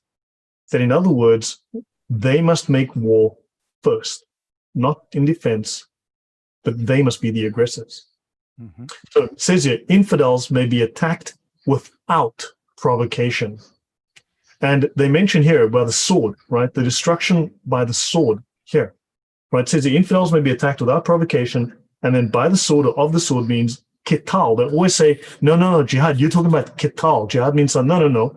They talk about qital, meaning war in its operation, such as fighting and slaying. Jihad means the same thing. Yep. And then they speak on the manner of waging war. So when the Muslims enter the enemy's country, and this manual goes on to say that if you're not a Muslim, you're an enemy, period, right? You besiege the cities or the strongholds of the infidels. It is necessary, invite them to embrace the faith. Ibn Abbas relates to the Prophet, that was Muhammad's cousin, don't forget, relates to the Prophet that he never destroyed without previously inviting them to embrace the faith. If they embrace the faith, it is unnecessary to war with them, because that which was the design of the war, the intent of the war, is then obtained without war. The intent of Islamic warfare is to make you embrace Islam. The Prophet has said, we are directed or ordered to make war upon men until such time as they shall confess that there is no God but Allah. And when they repeat the Shahada, their persons and their properties are protected.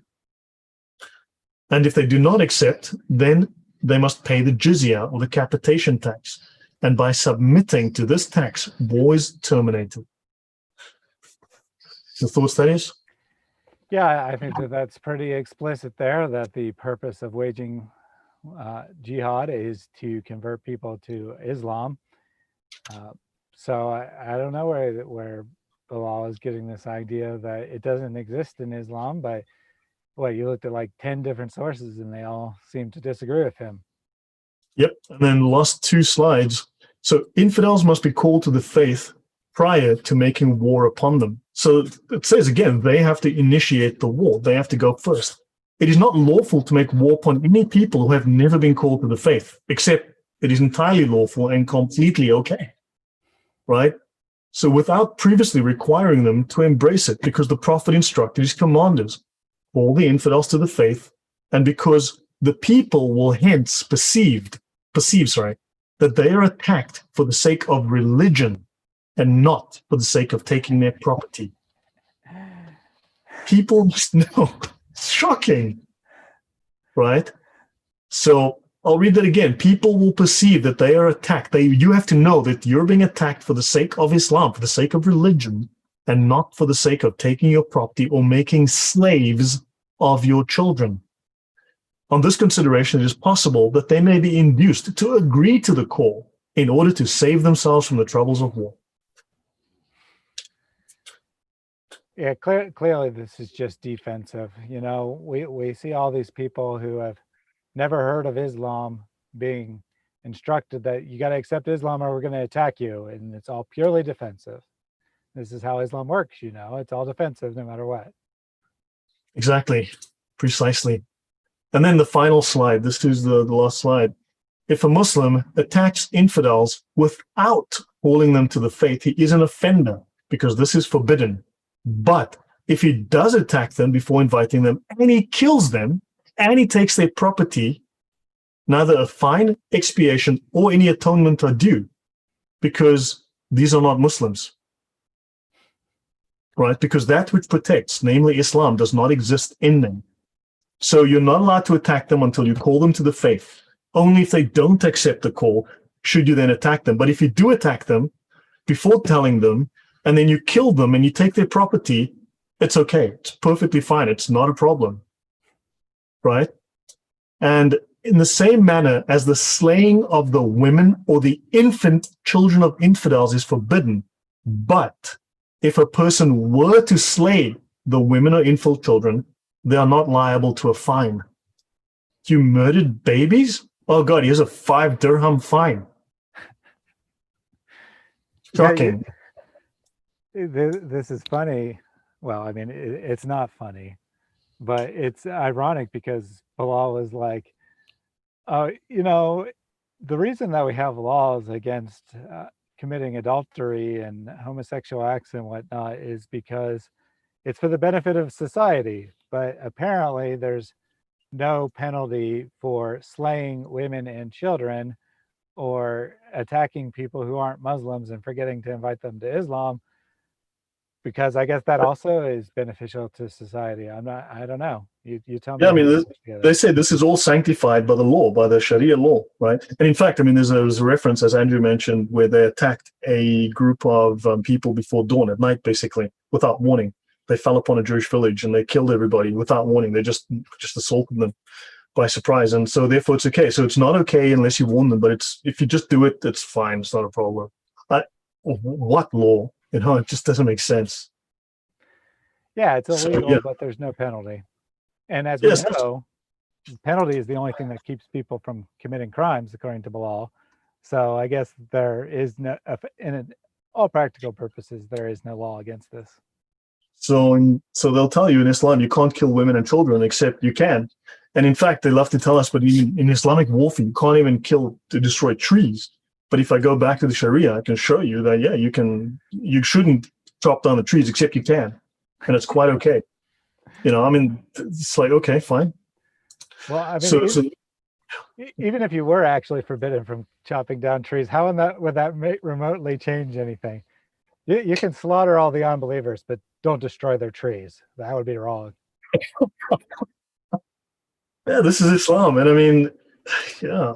And Dina was like, yeah, I'm with all of this. I'm with this stuff. Yeah, it's too bad that he left. We'd had to... I'm very sorry, but Shiata or something said she was disturbed because he was disrupting. And so no, it's fine. I mean, usually people return after their time out. we know exactly what he would have said. He would have said, "You guys are just lying. This is all untrue." And then we'd show the sources and be like, "Yeah, I believe in all that. What's your point? You don't have a point." Yeah, he's been doing that for what, almost a year. Well, I know you for about 6 or 7 months now. Yeah. So yeah, he's been doing that ever since. I mean, just shocking. How do you justify any of it? But I mean, we need to confront Muslims with this. These are the facts of their religion. But now, of course, their defense is none of this is true. All the scholars are lying. Yeah, that's why I like T-Dot. He doesn't take that approach. He tries, but then he gives up really But quickly. don't forget, it took me 2 months to get him to admit to that. He wouldn't admit to that before. Yeah, now he doesn't even try anymore. You've really broken him down. He's just like, after one stupid comment, he's like, "Oh yeah, never mind. I agree with you." Yeah, I mean, he's not able to argue with me because I know the Sharia way better than he does. And he went and he did a Dawah course. And he did a Dawah course. And what's the result of the Dawah course? What No happened? new arguments, that's for sure.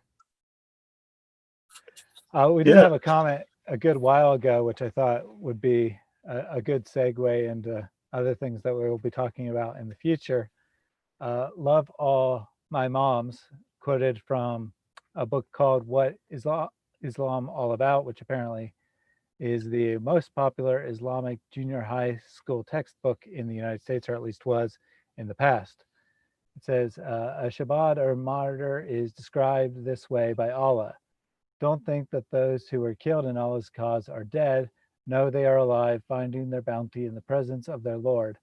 The law of the land is the Sharia of Allah. The duty of the Muslim citizen is to be loyal to the Islamic State. So I thought that would be a good segue into one of your presentations you want to do at some point. Wow. Yeah. Yeah, we wanted to talk about what's called the Tarbiyah, which is their madrasa guides, which is very similar to the Dawah manual.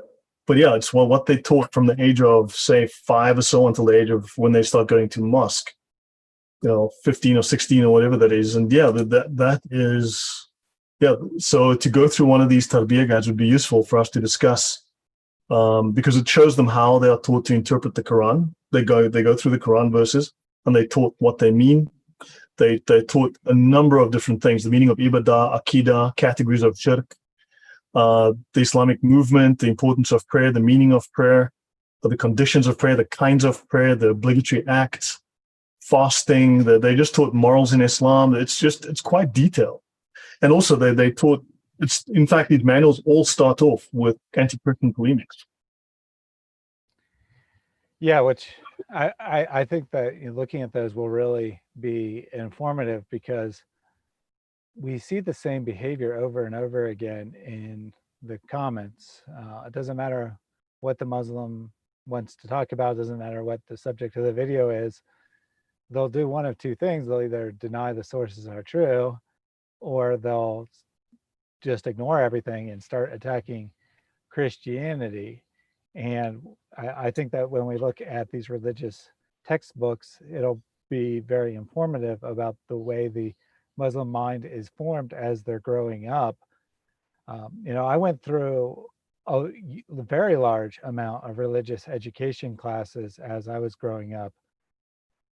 The other religions other than Christianity were never mentioned once until like you get to the high school level, and then they're only mentioned from like a historical basis, kind of just give the basic history of how these religions came about. There's never any polemic arguments whatsoever against these other religions, just kind of like straight factual information. Islam was founded in 622 type information. And it's very, so, the Muslims, and I imagine most people who've had Christian education classes have a similar experience. So the Muslims are just coming from a totally different background, that they're taught from a very young age to hate Jews and Christians especially, but also all non-Muslims, that they're taught that they're the best of all people and that anyone who's not a Muslim is the worst of all creatures. Yeah. And they bring that attitude to all the conversations they have with us. Precisely. Tatuinen asked, didn't they make a mosque by Muhammad's grave? Because that's one of the last things he said when he died. He cursed using Christians because we make temples at the sites of the graves of our prophets. Yes, they made a thing called the Al-Masjid al-Nabawi, which is at the site of Muhammad's grave. That's known as the Green Dome. Yeah, I remember when the coronavirus was first breaking out, Islamic scholar went public and said, we can end the coronavirus. All we got to do is open the roof of that mosque so that Muhammad's grave can send out prayers to the world. Very weird stuff. Yeah. Some oddities, yeah. So any last questions from anyone in the stream? Because that's that's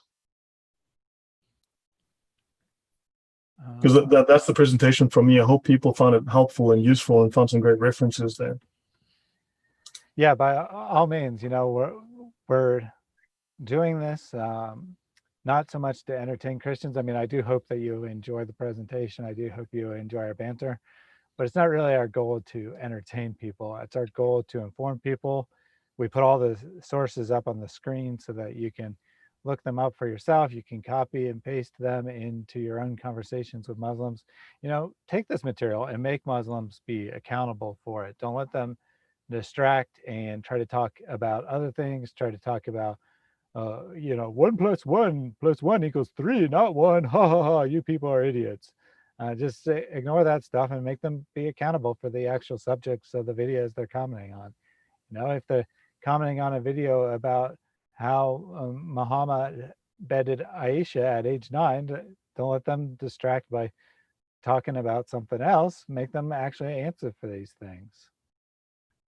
Yeah. And likewise, in your private conversation with people in real life, maybe like don't the first time you meet a Muslim, don't be like throw all this material at them, but have this in your mind and bring it up in an unoffensive way. Like, I heard that say that Muhammad shoved Aisha or hit Aisha and it caused her pain. What do you think about that? And then if they're like, oh, I don't think that's true, then you can like bring up the actual source or whatever. So yeah, you're dealing with someone face to face, obviously be polite. But online, I just find that there are no honest Islamic apologists. Not one. Yeah, I've lost track of how many Muslims I've had conversations with, but I know it's well over 100 because I looked up everyone who had come into my channel in the last 3 months, and it came to about 100 because I sent them all invitations to my Make Me a Muslim live stream. And I comment on other channels, and I've been doing this for well over a year, so I'd say I've probably spoken to between 500 and 1,000 Muslims just off the top of my head. And I can count on one hand the number of times that I've had a Muslim have what I would consider a legitimate conversation. Not that they made good points necessarily, but just that they acknowledged things that I said were problems that they didn't necessarily have any good answers for them, that kind of thing. The other 99+% of the time, it's either distraction or calling you a liar. Yeah, but also you have to feel sorry for them because they are lied to by their scholars. I mean, David Wood has spoken about it, but I mean, we've had 5 episodes now demonstrating how their scholars are misleading. Yeah, and Andrew Martin put it well. He said, an honest Muslim is soon to be an ex-Muslim. And as I said, I've only had about 5 conversations with people who were, actually considering the sources. And one of those, by the end of the conversation, was like, all right, I agree with you, I'm leaving Islam. So, if someone takes an honest look at the material, it doesn't take them very long to leave Islam. The real problem is getting them to take an honest look at it, which is why you got to keep pushing the Islamic material, not letting them distract and talk about Christianity. As long as they're talking about Christianity, even if you prove them wrong, it doesn't have any meaning because you're not attacking their actual basis for belief. They actually still think, well, even if Christianity isn't evil, like I was taught, well, Islam's still true, so it doesn't matter if Christianity is evil or not. It's still false, and I still don't want to believe that. Well, I mean, they're at the stage now where I think they realize that we have started. I mean, they've always said, check with the scholar. So I took them at their word. I went to study the scholars. I read all of their best sources from their best scholars. And now all I get told is, yeah, that scholar was lying. That's a weak hadith. They'll deny Muhammad. They'll deny the Quran. I mean, they'll literally deny anything and everything. So, and then they'll say that the biggest information site for Islam in the world is false, that all the imams contributing there. I mean, you know, my frustrations, that is. Yeah, and when people do this stuff like that, there's a couple of tactics you can take. One, you can be like, Islam doesn't allow you to deny Sahih Hadith. You're becoming an apostate just by doing that. And if they persist, be like, okay, I agree with you. Every Hadith is false.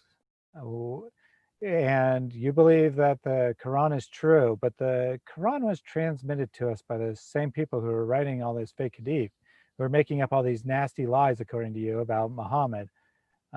So why do you think they transmitted the Quran accurately? Why do you think that they didn't just add their lies to that as well? And I've never even gotten an attempt to get a reply to that question. Yeah. Tituinen just asked, what is your biggest evidence against Islam? I mean, statistically speaking, for most people, for most Muslims, the reason they leave is the moral argument against Islam and Muhammad. That has the greatest impact. There were three, remember, Thaddeus? There were three that we discovered, and the least powerful one, the still effective one, was the weakness of Islamic civilization, the lack of results that it produces versus Western civilization. But when you start to show that the standard Islamic concept of Muhammad versus the actual records from the Islamic doctrine and scripture, how they don't match up, how Muhammad had lice in his hair, how Muhammad constantly, I mean, there's about 30 hadith from Aisha at different times when Muhammad ends up with semen on his clothes and she has to clean them. In several, she says she scratched it off with her fingernails. How does the perfect man constantly end up with ejaculate on his clothing that his 6-year-old wife has to scrape off with her fingernails? When you start highlighting things like that, where he bathes with dead dogs, I mean, it gets crazy. When he's called a womanizer, his wife says that he is he pretends to be a prophet. You start to bring up all of this contrary evidence, and eventually they might start to doubt. But just reading out the actual when they lie and you bring up their own documents, I think that is a very powerful argument.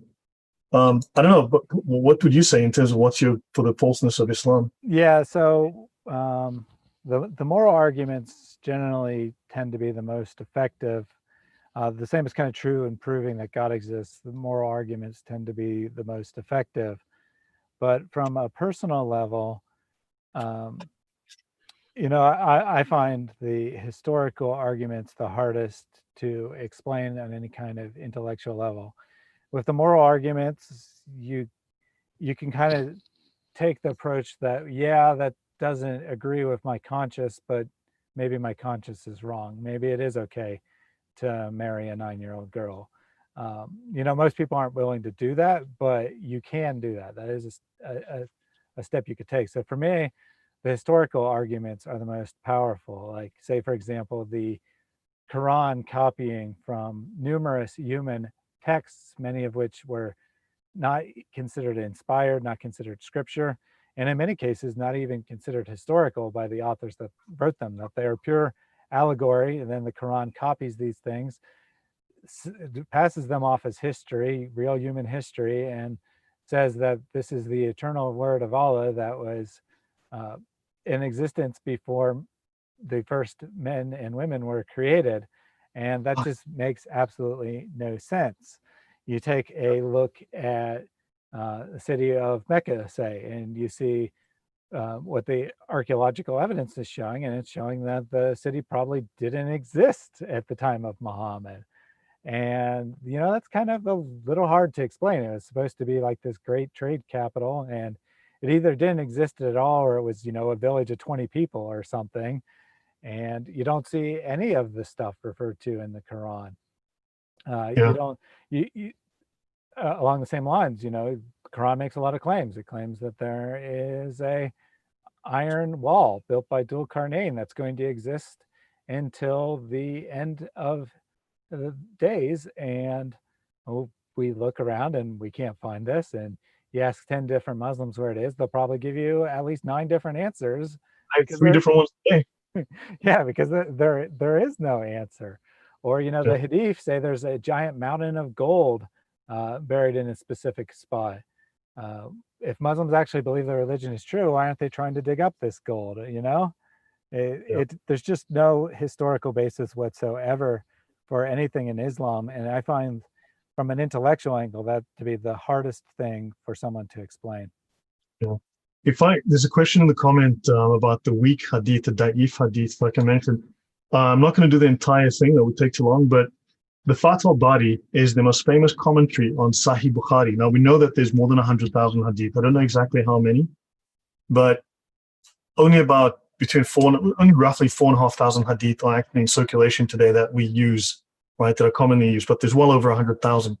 Now, the scholars of Medina University, and I think Al-Azhar, collaborated to translate, these are the top scholars from the top universities of Islam, collaborated to translate the commentary, the Fath al-Bari on Bukhari, right? And they discuss that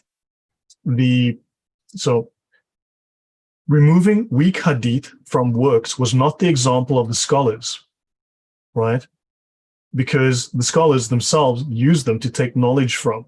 Weak hadith are used to support opinions because a weak hadith containing the words of the Prophet is preferred over opinion and personal reasoning.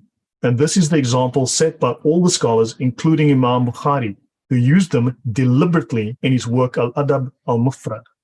And the Fath al-Bari says a da'if hadith, a weak hadith, and they always try to imply they are false, has up to an 85% chance of being entirely accurate.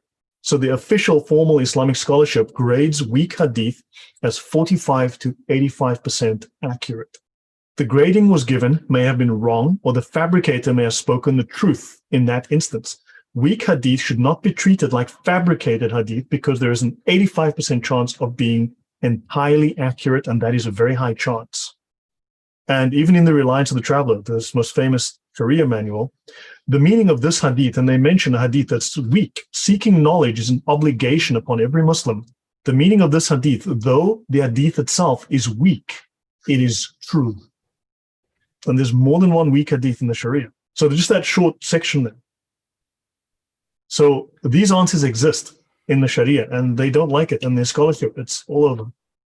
And then also, if to answer the questions about Muhammad, there's a reason they didn't talk about the Sirah, while they will talk about the Hadith, but not the Sirah, because there's lots of very humiliating, embarrassing evidence in the Sirah.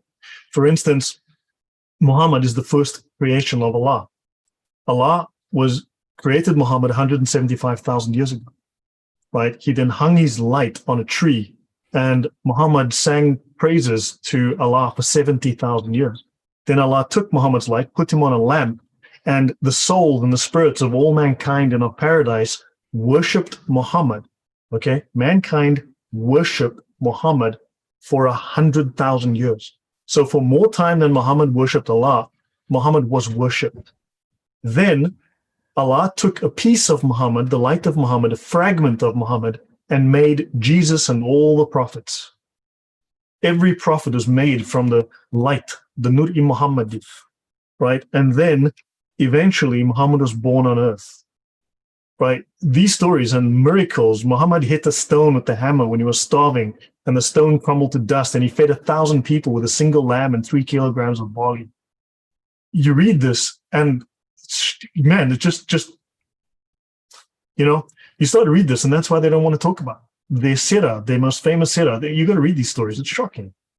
You know, he's Jesus. They make him Jesus. They want him to be a miraculous divine being, and it's incredible when you start to read through it. And like, that's why they don't want to talk about it. Your thoughts, Thais?